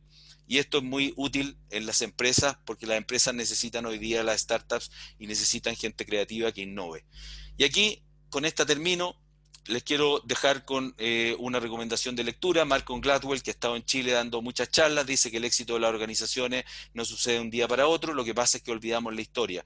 Y ustedes se acordarán de MacBook G4 o el MacBook G4, que es un producto que fracasó de Apple. Pocos tienen un MacBook G4 en su casa hoy día. PayPal se demoró 7 modelos de negocio distintos hasta que tuvo el éxito para lograr lo que hoy día es como plataforma de pago global. El Windows Vista, un sistema operativo que también fracasó. Y este señor tiene un par de libros que son muy interesantes de leer para los innovadores: Outliers y Blink. Son dos de sus libros más conocidos. Les recomiendo leerlos porque la verdad es que les van a abrir la mente y les van a permitir entender algunos de estos conceptos que hoy día les trato de transferir en este maletín que les vamos a dejar con Icare. Así que les agradezco muchísimo por su atención. Muchas gracias, Roberto. Súper interesante Parece la que me pasé. presentación. Esto un poco, pero no importa. Oye, Gracias. puntos relevantes, en el fondo ver también cómo los detalles de distintos aportes pueden generar valor, la importancia de cómo la anticipación es relevante en el mercado y poder hacer en el fondo, tener esa visión muy clara, cómo poder observar y centrarnos en una mejora continua, en forma permanente, cómo el timing puede cambiar la realidad, digamos, de un negocio, un comercio, que eso es algo que después vamos a volver a preguntar. Y bueno, gracias también por las recomendaciones y los ejemplos que estuvieron, yo creo que bastante interesantes. Estamos teniendo hartas preguntas. Les recordamos a los que están levantando la mano digitalmente en esta sala, que nos pueden escribir sus preguntas, que al final, cuando ya terminemos ahora con la tercera presentación, vamos a proceder a compartir con los expositores. Bien, entonces ahora vamos a partir con la tercera presentación de este ciclo, de este primer día, y queremos invitar a Loreto Lolo Álvarez, que está ahí muy bien preparada, que quiere compartir con nosotros Cuando las sorpresas se acaban, comunicación al rescate.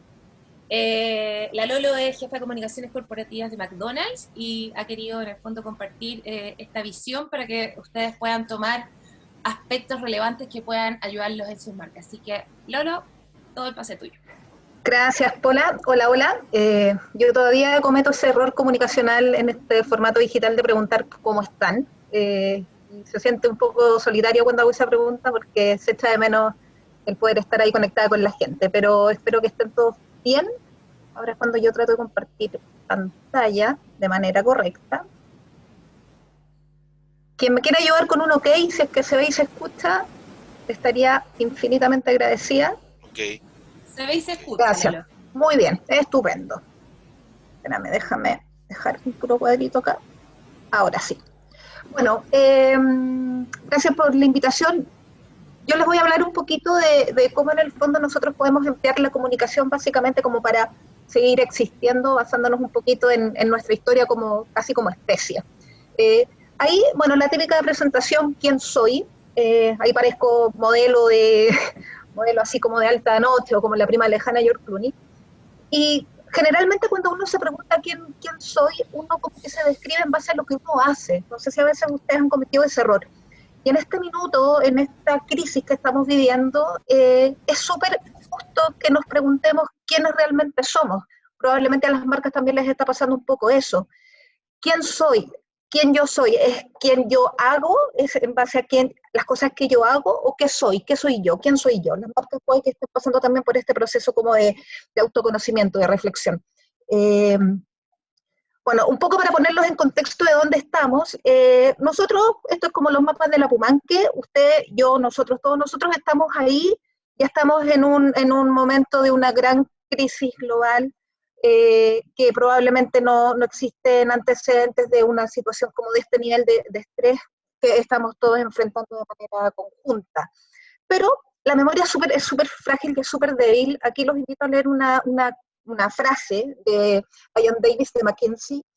Él decía, para algunas organizaciones sobrevivir es la única preocupación, otras se mantienen en la incertidumbre, pensando cómo plantearse cuando llegue la nueva normalidad. La pregunta es, ¿cómo será esa normalidad? Esta frase, perfectamente todos podríamos decir, bueno, es lo que pasó, lo que está pasando ahora, este tipo lo dijo la semana pasada. Y en realidad Ian Davis dijo esto en el 2008, que fue cuando ocurrió la crisis subprime, que probablemente ahí también la gran mayoría de las empresas o de la economía sentían que ya se estaba todo cayendo a pedazos, básicamente, que ya era muy difícil imaginar un después de, por el nivel y la profundidad de esa crisis. Pero aparentemente lo que estamos viviendo ahora es la madre de todas las crisis, un sentido de irrealidad que nunca nos había tocado a nosotros experimentar, a no ser que alguno sea Drácula y tenga 150 años y se mantenga regio. Hay una sensación de incertidumbre y de una incredulidad que nos invade a todos como sociedad, va más allá de lo económico, como sociedad es una crisis de salud, es algo que va más allá de lo económico. Entonces lo tenemos que abordar mucho más allá de como empresa, sino que como sociedad. Probablemente yo no soy historiadora, pero como que la última vez que una especie estuvo sujeta a este virus fueron los dinosaurios. ¿Y qué nos diferencia a nosotros, en el fondo, a los Homo sapiens de los dinosaurios? Nuestra capacidad de comunicarnos, señores. Básicamente, el haber podido desarrollar un lenguaje, de querer permanecer, dejar una huella, dejar una marca, ha sido uno de los sellos de la especie, de nosotros los humanos. Desde los comienzos, desde las pinturas rupestres, 10.000 años antes de Cristo, en el fondo queríamos dejar un legado, ya después con la imprenta, y bueno, y al día de hoy siempre nosotros tenemos la necesidad de comunicarnos. Lo primero que hacemos cuando nacemos es llorar, es en el fondo comunicar, el expresar algo, y es una de las características de nosotros como especie. Y yo por eso también entiendo esto como una herramienta de supervivencia ante cualquier crisis, sobre todo, bueno, en esta crisis en puntual también. No sé si ustedes han leído o conocen a Yuval Noah Harari, que él básicamente plantea que el lenguaje, esta capacidad en el fondo de combinar palabras para crear un lenguaje ficticio, generar historias, relatos, nos generó una especie de cohesión, pero también permitió la supervivencia de la especie. Nos permitió en el fondo defendernos de las amenazas del entorno, pero también agruparnos como grupo y en el fondo poder existir. Nosotros desde siempre hemos podido generar estrategias, planificar estrategias de comunicación, y eso gracias a nuestra capacidad de pensamiento flexible y creativo. Esa es una habilidad, es un asset que tenemos como especie y que las empresas también tienen que entender que tienen que desarrollar, y va a ser una herramienta de supervivencia en esta crisis. Y bueno, los dinosaurios no tenían esa capacidad, apenas podían llegar a las teclas del computador, entonces por eso probablemente es una de las teorías de por qué ellos se extinguieron y nosotros los humanos todavía seguimos acá. Pero bueno, ya lo dije, esta crisis se siente diferente, no es solamente una crisis económica, es una crisis de salud, es una crisis humanitaria. Yo debo llevar ya 150 días encerrada, estoy mal, y todos estamos relativamente mal, unos estamos peores que otros, pero es muy improbable que alguien diga que está súper bien. a no ser que sea hipomaníaco o que esté bajo algún tipo de fármaco. No es una crisis solamente económica, es una crisis que nos genera una inestabilidad. No tenemos horizontes cercanos, no tenemos posibilidades muy amplias de proyectar a futuro, ya nada se siente normal. Hay una sensación de irrealidad, todo lo que creíamos imposible se ha vuelto posible. Yo ya la verdad para mí puede ser cualquier cosa, tanto como que BTR funcione, como que me digan mañana, oye, plaga de langostas en Talca, y yo podría decir perfectamente sí, sí, ¿por qué no? ¿Por qué no plaga de langostas en Talca? Está pasando en Indonesia. De verdad como que ya se perdió el sentido de lo que puede o no puede ser. De aquí en adelante todo es posible. Esta crisis, lo decía el Seba al comienzo de su presentación, nos está afectando en línea a todos. Generalmente como que las crisis, las guerras o qué sé yo, en el fondo se mueven en ciertos periodos durante diferentes regiones del planeta. Pero en este minuto estamos todos básicamente en la misma. Y también nos une en el fondo la incertidumbre que tenemos en este momento. Perdimos la sensación de falso control de nuestras vidas. Ya no tenemos certezas, no hay seguridades. Básicamente lo que nos une es el miedo. Espérenme que aquí yo... ¿Ustedes tienen audio? Que es donde yo pregunto si tienen audio. A mí sí. Parece que no le puse el video. Perdón, no me odien. Estas son cosas que yo debía haber previsto antes, pero así es la crisis y voy a seguir ahora con sonido, estoy segura. Entonces, bueno, básicamente el concepto que nos agrupa en este momento es un poquito el miedo. ¿Y esto se quedó pegado? No, no se quedó pegado. Bueno, el miedo es cosa mala, por supuesto, no nos gusta sentir miedo, y es malo cuando nos paraliza, pero puede ser súper útil cuando te permite sobrevivir. Básicamente como que si tú vas por la calle y ves que vienen 15 pandilleros con navajas, cuchillos y un linchaco y con un cuchillo suizo como el que tenía Roberto, que a lo mejor no me va a matar porque no tiene filo, pero me va a sacar una cuchara, ahí el miedo me va a salvar, básicamente en el fondo, ya sabéis que no me quiero morir por un ojo menos en el fondo, y ahí ese miedo a mí me permite adaptarme y sobrevivir. Tenemos que ocupar el miedo y adaptarnos con ese miedo. Y permitir que el lenguaje y la comunicación nos vuelvan a rescatar. El ejemplo muy básico que les estoy dando es como básicamente, vienen los asesinos, corre por tu vida. Ok, pero las marcas tienen que en el fondo entender el valor y reconocer el aporte que puede tener la comunicación para sobrevivir en este entorno. Cualquiera en el fondo me podría decir, ya Lolo, pero te pusiste a We Are the World. ¿Y saben qué? Un poquito. Pero ¿por qué no? ¿Por qué no en el fondo sacar lo mejor de nosotros en este momento para salir del paso? Y algunas marcas ya lo están haciendo, aquí como para aterrizar un poquito. Algunas marcas estas son etapas, en el fondo un análisis que hizo la consultora Sinclair, que hizo un análisis de las marcas que ya están en un proceso de recuperación en Oriente, y que ellos ya establecieron como 3 etapas de recuperación de las marcas desde la comunicación. Entonces, bueno, ¿qué es lo que yo les estoy diciendo? Que ante un escenario incierto,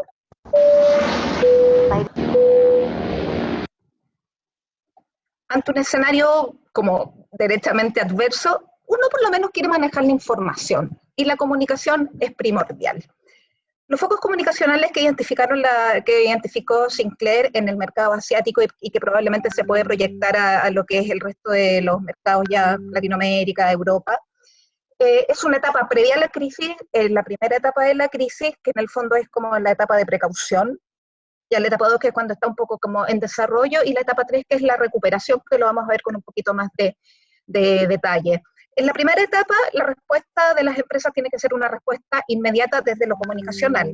Hay que informar, hay que apoyar, hay que tener un sentido de sensitividad, ser transparentes, ser generosas. Las marcas tienen que ser generosos, tanto con su industria como con la comunidad, y tienen que educar. Hay que informar a todos los grupos de interés, tanto interno como externo. Principalmente, no sé si les pasó, pero probablemente en todas las empresas, ustedes la primera semana en que dejaron de estar en la oficina dijeron, chuta, voy a seguir siendo necesario para fin de mes, ¿qué va a pasar? ¿Qué va a pasar con los locales cerrados? ¿Vamos a seguir o no funcionando? Esa incertidumbre, la única manera en el fondo de combatirla es con información, y las empresas y los líderes tienen que entender el rol que tiene la comunicación en ese sentido.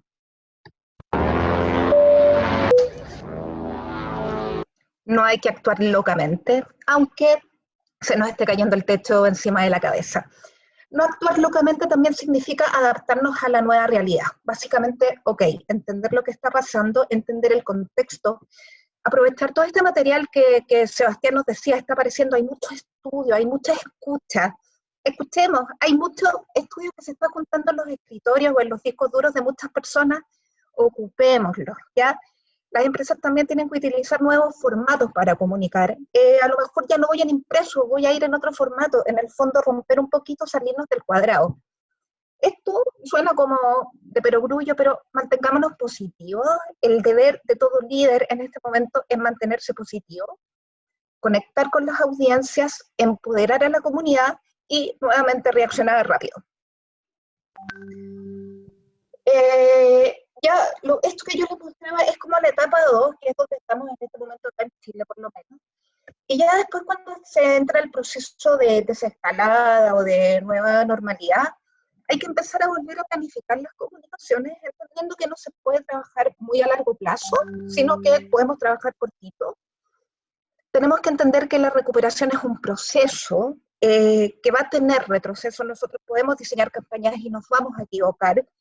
Entonces tenemos que estar dispuestos a fallar y no frustrarnos. Tenemos que premiar también la lealtad de nuestros clientes, no sé, a lo mejor con un descuento, con un producto gratis, a lo mejor con una comunicación hipersegmentada, a lo mejor con algo directo para él, pero tenemos que reconocer básicamente aquí tanto la gente del equipo como interno como externo que estuvieron con nosotros en este proceso. No tenemos que olvidar lo avanzado, tenemos que mantener los canales digitales. Hay mucha empresa en el fondo al día de hoy, mucho emprendedor, mucha empresa pequeña que lamentablemente por un tema como de las circunstancias tuvieron que subirse a este tren de lo digital. Un tren que ya estaba en el fondo, ya estaba marchando, los tipos probablemente se subieron corriendo hacia el vagón, ni siquiera tenían el ticket en la mano, lo sacaron como corriendo, se subieron y ni siquiera saben cuál es la clave del Wi-Fi, no saben cómo hacerlo, pero ya en el fondo, obligado por las circunstancias, lo lograron, están dando ciertos pasos, pero una vez que se regrese a esta nueva normalidad, que es un misterio, no sabemos cómo va a ser, ellos no pueden retroceder en eso. Y tenemos que seguir entendiendo que la comunicación tiene que ser tanto online como offline, y que la comunicación es un asunto líquido.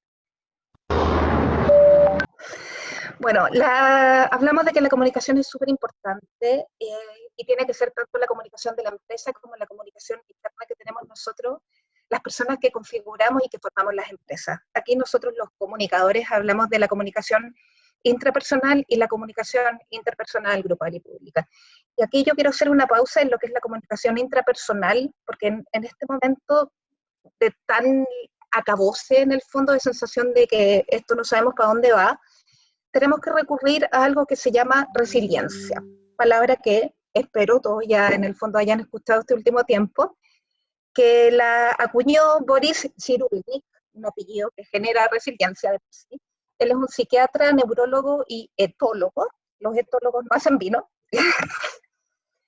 Y él básicamente dice que la resiliencia es la capacidad de reestructurar nuestros recursos en función de las nuevas circunstancias.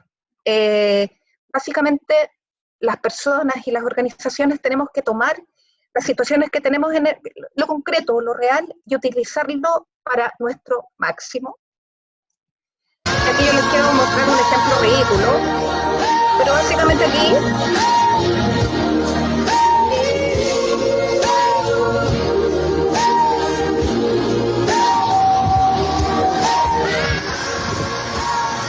bueno, si la vida te da tifones, tú haz un video de Michael Jackson, básicamente. Es como si la vida te da limones, que últimamente en Chile más que limones nos está dando como toneladas de limones. Más allá de hacer limonada, hagamos pay de limón, hagamos Quicks la balosa, en el fondo saquémosle toda la oportunidad, pero depende mucho de las percepciones que nosotros tengamos. No nos victimicemos, básicamente, y por eso yo les pido que rescaten la comunicación intrapersonal de ustedes con ustedes mismos, en el fondo. Bueno, él plantea todo esto de la resiliencia en un libro que se llama Los patitos feos, que cuando en el fondo supe el título del libro a mí me causó mucho sentido, porque siento que una gran herramienta para enfrentar a este cisne negro, que es muy elegante, estilizado, flaco, es el patito feo que todos tenemos adentro. esta capacidad de transformarnos en algo majestuoso. Y es lo que las empresas tienen que hacer, y es lo que cada uno de nosotros tenemos que hacer. Algunas de las características de la resiliencia, básicamente la empatía. Las personas con resiliencia asumen las dificultades como posibilidades de aprendizaje y confían y transmiten confianza. Ya son tenaces con sus propósitos también. Sobre propósito, el Seba nos habló bastante, así que sobre eso yo no me voy a referir, pero sí quiero detenerme en lo que es la confianza. El triángulo de la confianza existe a nivel de la comunicación de las personas. Ella es Frances Frey, decana de la Escuela de Negocios de Harvard, y ella dice que la confianza se sustenta en base a la empatía, a la solidez lógica y a la autenticidad.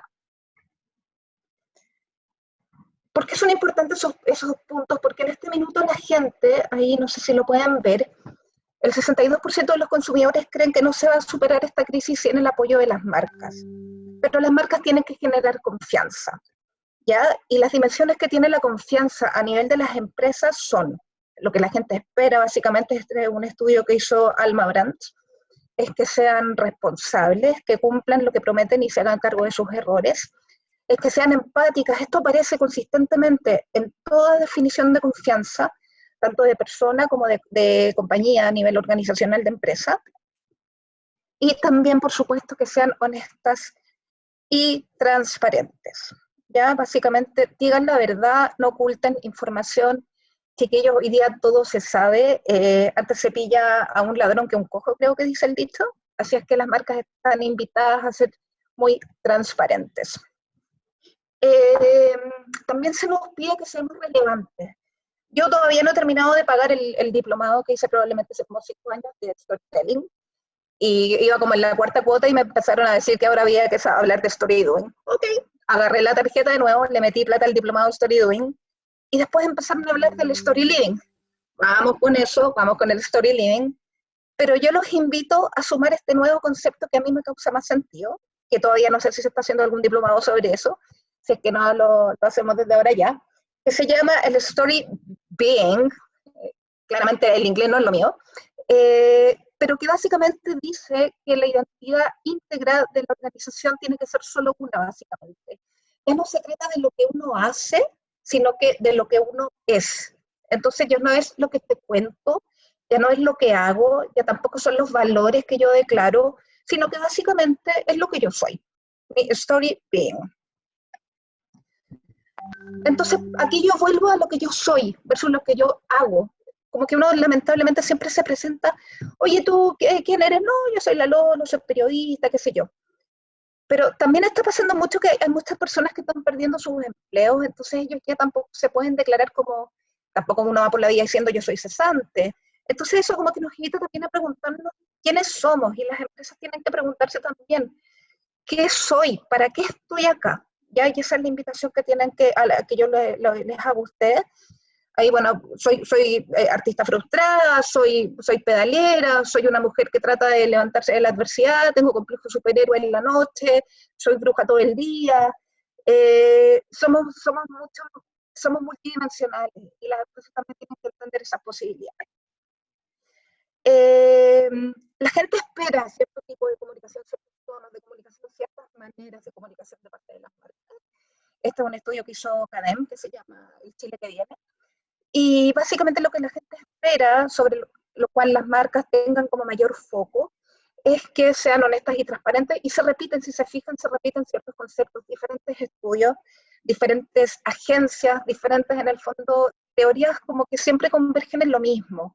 Ser honestas, ser empáticas, ser optimistas, y que haya un propósito de la marca, pero por sobre todo lo que más piden es que sean transparentes. Entonces, bueno, aquí como en el fondo meterle un poco el tenedor y el cuchillo a la papa, aquí no puedo ver lo que yo tengo, ¿cómo tenemos que responder a los desafíos de este planeta que está ardiendo en llamas, pero que nosotros todavía tenemos posibilidad de salvarnos, porque estamos por ahí? Ante la incertidumbre tenemos que responder trabajando a corto plazo. Podemos planificar, ya probablemente nadie tiene grandes planes a 3 años, 5 años, Yo ni siquiera, yo no sé si voy a celebrar mi cumpleaños en noviembre, no porque vaya a estar muerta, yo espero estar viva. Mi mamá por ahí debe estar escuchando, mamá tranquila, no tengo ninguna enfermedad terminal. Pero bueno, no sé qué va a estar pasando en noviembre, entonces tengo que planificar a corto plazo.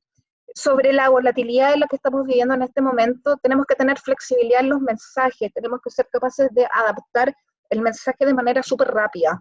Sobre lo que son las restricciones presupuestarias, que a no ser que ustedes trabajen 3M, probablemente a ustedes le van a restringir el presupuesto. Bueno, tenemos que ser creativos. Básicamente yo como que volví a arreglar el pendón, mentira, no trabajo con pendones, pero básicamente como a volver al origen.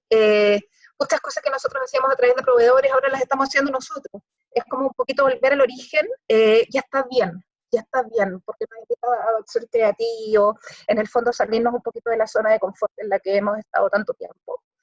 Y ante esta infoxicación de mensajes, de comunicación, de caos en el fondo, mantener el foco en nuestra comunicación y también saber callar, no siempre estar comunicando al nivel de infoxicar, sino que mantener el foco cuando tengamos que hablar y tengamos algo importante para decir, ahí lo decimos. Entonces, bueno, ya un poco como efectos de herramientas que yo les puedo compartir, que más que herramientas en el fondo como que son miradas, empaticemos, insisto, todos lo dicen y hace bien, y no se trata de ponerse en los zapatos del otro, sino que en el corazón del otro. Ya reflexionemos también desde nuestras propias pérdidas.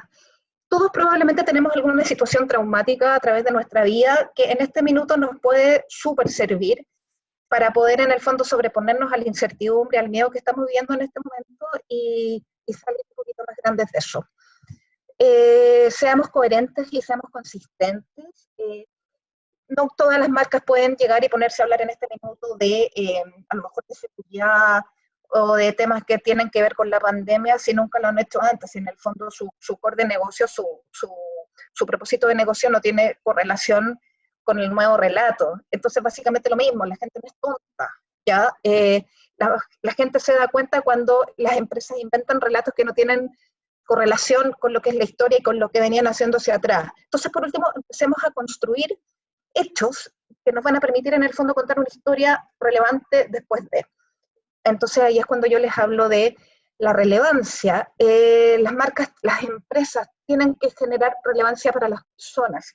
Tenemos que impactar de manera favorable en la vida de la gente. Aprovechemos la escala de nuestras empresas para poder dejar un legado, algo que trascienda, algo que nos haga sentir bien también un poquito acá en el corazón y sentir orgullo de donde nosotros pertenecemos. Vinculémonos con las comunidades, no solamente porque a lo mejor te va a dar una buena foto, no es por eso, es porque podemos encontrar inspiración y básicamente podemos generar un verdadero relacionamiento. El propósito de la comunicación estratégica es generar vinculación, entonces vinculémonos de nuevo, en el fondo no más fotitos sociales, sino que generemos en el fondo acciones que permitan vincularnos con la comunidad. Seamos transparentes nuevamente, la gente merece saber si yo me voy a demorar 8 semanas en despacharte un par de calcetines, quiero saber que te vas a demorar 8 semanas y no me hagas creer que va a llegar en 3 días. Si yo contrato un plan de internet y voy a conectarme a 2 megas, yo quiero saber que me voy a conectar a 2 megas, seamos transparentes. Y como vamos, bueno, la sostenibilidad, el triple impacto de aquí en adelante, ahora sí que sí, más que nunca, porque además paga. A quienes en el fondo, si en el fondo están esperando, como para los inversores, como el retorno inmediato, quizás no va a ser inmediato, pero va a ser muy en el corto plazo. Cada vez las acciones en el fondo que tienen relación con todo lo que es el ESG se demuestra a nivel bolsa que tienen una mejor performance. Bueno, ya ante una crisis sin precedentes, las marcas y las personas debemos responder de una manera sin precedentes. Recordemos que de esto nadie sale solo, es como paradójico, no te dejan, para salir de esto no tenemos que salir, es como un juego de palabras. Seamos humildes, no lo digo yo, ya lo están diciendo las autoridades, los gobiernos, recuperemos la humildad, generemos un relato desde nuestros mejores valores. Por ejemplo, qué admirable, o como en el fondo el relato que ha generado la canciller Angela Merkel, con 2 valores que son como muy unitivos, básicamente son muy inspiradores, que es la unidad y la solidaridad. ella podría en el fondo haber generado a nivel gobierno un relato en base al miedo o al contagio o a la prohibición, pero ellos prefirieron construir en base a su historia un relato que se sustentara en lo que tiene correlación con la unidad y la solidaridad. Por eso en el fondo yo les digo, generen ustedes como a nivel personal y empresarial, generen un relato desde sus mejores virtudes, desde qué es lo mejor que yo tengo, ok, con eso yo construyo. ¿Por qué? Porque el relato que la comunicación desarrolle va a depender de la relevancia de nuestras acciones detrás. Si al final se tiene que sustentar el etos, el patos y el logos, ¿ya? Es deber de la comunicación transmitir señales que movilicen las capacidades de la sociedad y le logremos entregar un sentido a esto. Lo que está pasando es muy potente. Entonces, hagamos que todo esto valga la pena, sirva de algo, que para las empresas sirva de algo. Y bueno, ¿qué va a suceder? Ni ellos lo saben, nadie lo sabe, yo creo que ningún guionista se había en el fondo adelantado a una trama tan compleja, pero es imposible saberlo y nosotros tenemos que entender que es imposible saber lo que estamos en un escenario de incertidumbre, pero lo que suceda va a depender en gran medida de lo que nosotros construyamos. Acá les tengo una noticia, el futuro no existe, el pasado pisado dicen por ahí, y solamente nos queda el presente, perdón si es un poco sui generis esto, o un poco así como New Age, pero básicamente lo que vayas a hacer va a depender de lo que nosotros hagamos ahora, y la comunicación es una herramienta, es un instrumento, es una capacidad que nosotros tenemos, que la tenemos que saber aprovechar de la mejor manera. Así es que, bueno, gracias, cuídense harto, lávense las manos. Ahí quedan mis datos de contacto, que son bastante sencillos, y espero les haya servido de alguna manera esta conversación. Gracias, Lolo. Bien inspiradora también estos elementos que nos has compartido.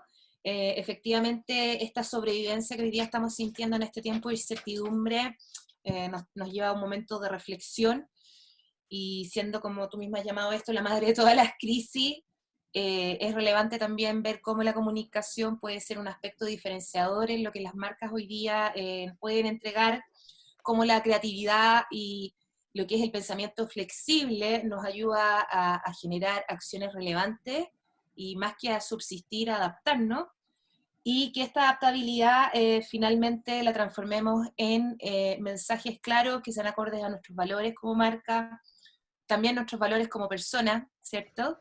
Y que en base a eso podamos acompañar a las distintas personas y audiencias. Así que súper claro, muchas gracias. Quiero compartir un par de preguntas bien cortitas para cada uno de nuestros charlistas, ¿ya? Que se están acá planteando en las distintas salas. Para Roberto nos pregunta un espectador anónimo, no aparece el nombre, si podías aclarar un poco el concepto de la relevancia del timing en las decisiones de innovación. Sí, Paula, muchas gracias. Hay muchos ejemplos respecto al tema del timing. Normalmente las empresas startups comienzan en un momento en donde el mercado está requiriendo un servicio. Y a veces comienzan en un momento en donde el visionario cree que hay un servicio o un producto que va a ser demandado en el futuro por muchos clientes. La verdad es que ambos enfoques son válidos, sin embargo, muchas veces nos adelantamos al momento adecuado en donde esos servicios tienen que entrar al mercado, ya sea por circunstancias exógenas a nosotros o porque nosotros empujamos que ese producto, ese servicio penetre a través de múltiples formas, y podemos pecar de entrar demasiado temprano o podemos pecar de entrar demasiado tarde al mercado. Un ejemplo de esto, y lo quiero poner de Airbnb, porque me tocó entrevistar o tener un par de intercambios de correo electrónico con el cofundador de Airbnb, y él comentaba, y de hecho creo que lo ha dicho en varias entrevistas también, que de no haber sido por la crisis del año 2008 que existió en Estados Unidos y que luego se propagó al mundo, en donde muchos de los habitantes de Estados Unidos y del resto del planeta necesitaban obtener recursos de cualquier fuente, ellos vieron la oportunidad de crear Airbnb como una forma de darle a las personas un nuevo ingreso arrendando sus espacios físicos que no utilizaban como segundas viviendas, o incluso partió también desarrollándose fuertemente el arriendo de piezas. Y la gente estuvo en disposición de poner esas viviendas o esas piezas en oferta en el mercado porque justamente había una crisis que les limitó su ingreso. Y ese fue un impulso muy relevante para el explosivo desarrollo que tuvo Airbnb posteriormente.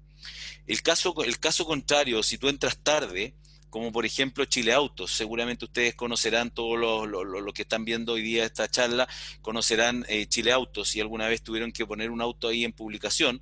Ese es un sitio que, si bien no era el mejor sitio del mercado, no tenía la mejor interfaz, no tenía la mejor tecnología, había sido el primero y había logrado sostenerse en el tiempo y generar un branding en la cabeza de los consumidores tan fuerte que todas las otras plataformas de automóviles que salieron después, y que me consta, porque conozco a varios de los emprendedores que estuvieron detrás de ella, tenían mejor tecnología, mejor experiencia de usuario, no lograron destronar a Chile Autos. Y Chile Autos luego se termina vendiendo una compañía nueva zelandesa y sigue siendo hoy día el líder. Y todos los demás, que fueron decenas, con mayor tecnología, mayores capacidades, siempre fueron segundos o terceros muy por debajo de lo que ocurrió. Entonces, ser el primero renta, pero ser el primero renta en la medida que tú tengas la capacidad de llegar hasta el momento adecuado en donde el mercado te va a responder. Si eres el primero y te mueres antes porque no tuviste caja, no sirvió de nada. Y si es que llegas tarde, por ejemplo el segundo después de Chile Autos, tampoco sirvió. Entonces, llegar en el momento oportuno tiene mucho valor, a menos que hayan condiciones que te permitan destronar ese primer lugar. A eso me refiero con timing.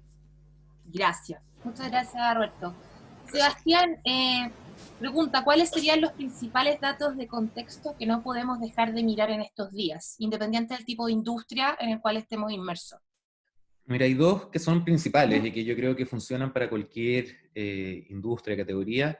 Son los datos económicos y los datos sociales, que están intrínsecamente muy relacionados. O sea, olvidémonos de que la economía no es un estudio social, porque lo es. Así que en esa lógica son los dos grandes elementos que debiésemos estar realmente monitoreando de forma constante en cualquier empresa o cualquier categoría. Perfecto. Y aprovechando que estás ahí también, ¿estudios que recomendarías para entender este contexto hoy? Estudios hay millones de estudios. Ahí, más que recomendarles uno en particular, sí iría a algunas fuentes de forma bastante constante. En Chile yo creo que hay muy buenos estudios, tanto de GFK, Visión Humana con Chilescopio, ¿cierto? Hay distintos que están apareciendo, pero sí hay unos que a mí me gustan bastante ver en particular, como Euromonitor, que Euromonitor además tiene muchos datos de muchas categorías, Bloomberg desde el punto de vista económico. Entonces hay una mezcla, ¿cierto? Nuevamente en lo que les estoy diciendo, entre el mundo social y económico, que es generalmente por lo que nosotros tomamos como base para poder generar también estrategia. Perfecto, gracias. Lolo, pregunta aquí, ¿cómo las marcas pueden trabajar sus planes de comunicación en un escenario de tanta incertidumbre? Tú diste varios tips, pero así como para ahondarlo en forma general. Mira, el otro día, iba a decir hace como 8 meses, como que ya la noción del tiempo se perdió.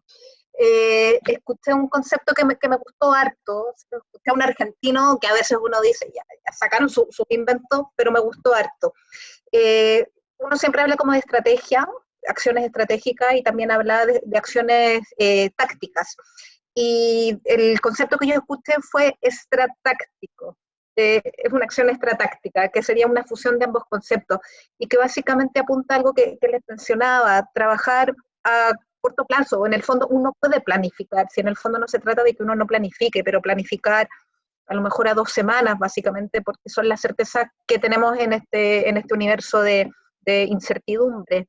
Y también de manera como muy flexible, yo te diría que acortar un poco los procesos internos que tenemos a veces como para generar campañas, mensajes o diseñar en el fondo la comunicación, atomizarlos un poquito y pensar de una manera estratáctica. Perfecto, muchas gracias. Yo creo que tenemos tiempo para una última pregunta. Oye, hay varias. No me reten después porque esto no es barra, voy a elegir acá difícil, o sea, una que dice, es una pregunta difícil, para el que quiera contextualizar. ¿Cómo negociar como emprendedor cuando las empresas a quienes ofreces tus servicios se saben con poder y dominantes? Aunque te creas el gran danés no sirve, no es real. ¿Qué claves recomiendas para que te miren en las empresas con más respeto? Esto es en base un poco a lo que tú diste el ejemplo Roberto. Sí, Paula, me imagino que es para mí esa pregunta. Yo no dije en mi presentación que era fácil. Yo dije que había que intentarlo y que había que creerse el cuento. Todo depende de cuál sea el servicio o cuál sea la calidad de lo que tú estás realmente entregando o vendiendo. O sea, si tú sabes que eres el mejor, por muy chico que seas, tú también tienes que ser capaz de demostrar que eres el mejor y que el valor que le vas a crear a ese grande es un valor diferencial tan importante que no lo va a encontrar en el mercado. Si realmente lo que estás vendiendo es commodity, va a ser mucho más difícil esa negociación y efectivamente te van a llevar a precio o va a existir esta negociación poco equitativa. Pero hoy día las empresas grandes, las corporaciones, saben que tienen que innovar más rápido y no pueden hacerlo. Por eso se están generando tal nivel de compras y adquisiciones, de M&As en el mercado, en donde todos los grandes están buscando empresas chicas para comprar o establecer alianzas con esas empresas chicas. Está en ti, si es que estás realmente entregando un valor diferencial, poder demostrar que ese es un valor diferencial. Si logras demostrarlo, esa negociación se hace mucho más fácil y sí se puede. Yo tengo muchos más ejemplos personales que no los voy a dar ahora por el tiempo, pero sí se puede. No siempre se logra, pero tiene que ver con la capacidad de comunicar, que es una de las cosas que hemos estado viendo aquí, con el branding que tú has generado, en donde se ha logrado generar una marca que es conocida y que se sabe que es de las mejores en tu ámbito. Lo más probable es que esa negociación se facilite muchísimo más y que se logre, porque al final es valor con valor para el chico, eso es lo que hay que transmitir. Perfecto. Gracias. Ahora, bueno, vamos a tener acá en cuenta las preguntas para poder ir contextualizándolas. Recuerden que mañana también tenemos la segunda parte de este ciclo de herramientas para enfrentar el cambio, del abismo a la claridad. Comenzamos a las 10 de la mañana para que estén atentos, les va a llegar un link un poco antes de la apertura en este mismo horario. Y bueno, ahora quiero dejar para que en un minuto cada uno de nuestros expositores, amigos, profesionales, colegas, nos den una idea cierre para irnos a comenzar esta tarde. Bueno, vamos en orden si quieren. Creo que hay que... simplemente lo único que quiero dejarles y que quiero que recuerden más allá de las herramientas en profundidad es que ojalá puedan realmente considerar a la marca como una herramienta de gestión del negocio, hacer que permee a cada uno de los puntos de contacto, y eso no solamente va a permitir de que el negocio sea mucho más consistente y coherente desde su propuesta de valor hacia sus audiencias, sino que también, y estoy seguro de ello, de que vamos a generar marcas que sean mucho más relevantes y mucho más positivas desde el punto de vista de sus aportes a la sociedad. Así que los invito realmente a tomar este desafío e integrar las marcas dentro de sus negocios. Sí, con respecto a un mensaje muy brevemente, esta vez lo único que quiero transmitir es que todo este tema tiene que ver con mindset, el tema del emprendimiento y de la resiliencia tiene que ver con mindset. Se habla mucho de la adaptabilidad que tenemos que tener hoy día en tiempos de cambio, sin embargo muchas veces el que se adapta llega tarde. Y la invitación tiene que ver con que quienes puedan hacerlo, porque obviamente hay un contexto donde cada uno tiene que evaluar si es que puede o no puede hacerlo. Este es un muy buen momento para emprender. Hay muchas oportunidades en el mercado que se van a ir dando porque esta nueva normalidad, que yo creo que no va a ser una nueva normalidad, sino que vamos a tener cambios permanentes, como por ejemplo el teletrabajo se va a convertir en una situación bastante más permanente en el tiempo, con un porcentaje de ese tiempo. Va a abrir un montón de oportunidades que yo creo que hoy día tenemos que ya estar pensándolas para ver de qué manera las podemos implementar y es un buen momento para hacerlo. Tiene que ver con mentalizarse en que se puede, porque creo que la actitud finalmente es lo que hace que las cosas pasen o no para los emprendedores. Y es una actitud de resiliencia, obviamente, pero también de riesgo en los momentos en donde otros probablemente no se atreven a tomarlo. Gracias. Lolo, palabras al Bueno, cierre. palabras al cierre, me siento así como el padre Abun. No, como él no. Teatro, eso se acuerdan, palabras al cierre. No, bueno, reforzar un poco que la comunicación tiene que ser al cubo, que tenemos que estar en un constante diálogo o dialéctica con nosotros mismos también, si al final las empresas la conformamos las personas y aquí estamos todos un poco nerviosos, entonces es necesario y es justo y es oportuno aprovechar esto como para, en el fondo, nosotros dialogar con nosotros mismos, cuáles son nuestros miedos, conversar con nuestros pares. Los líderes tienen tremendas responsabilidades en este minuto porque tienen que, en el fondo, contener a todos sus clientes internos, que son los que hacen la organización y quienes al final van a permitir cumplir este propósito, este story being, es a través de las personas. No nos olvidemos que las empresas se conforman por personas y por lo mismo es muy necesario mantener una buena comunicación, primero nosotros con nosotros mismos, con nuestros pares, y recién ahí vamos a poder tener una buena comunicación externa. Gracias. Bueno, ya llegamos a terminar esta primera sesión de este ciclo. Los queremos dejar invitados para mañana, a partir de las 10 de la mañana. Muchas gracias a cada uno por compartir sus visiones, sus percepciones, sus experiencias. A Sergio también por hacernos parte de este encuentro junto a ICARE, que ha querido compartir, digamos, con toda su comunidad. Mañana los esperamos con Pablo Segovia, Medir para Decidir, Marcos Nicolini, Clientes al Centro, y para cerrar, Cristian Ritalin León con Data Driven Creativity, para crear marcas que importan. Así que bueno, yo los dejo, los invitamos a que mañana nos reunamos. De todas maneras, todos están preguntando si vamos a compartir estas presentaciones. Estamos viendo por acá que vamos a poder subirlas después a YouTube o a algún otro canal digital para que las tengan. Y bueno, o Netflix, claro, también podemos hacer un capítulo ahí. Así que eso, les agradezco la participación, son estas preguntas, yo también las voy a compartir después con el equipo, y bueno, los esperamos mañana, que tengan una excelente tarde, partamos una buena semana, y con harto positivismo, con hartas ganas de que no todo está perdido para nada, sino que depende de nosotros poder cambiar estos focos y crear nuevos escenarios. Así que eso, muchas gracias, que estén súper bien. Chao, chao.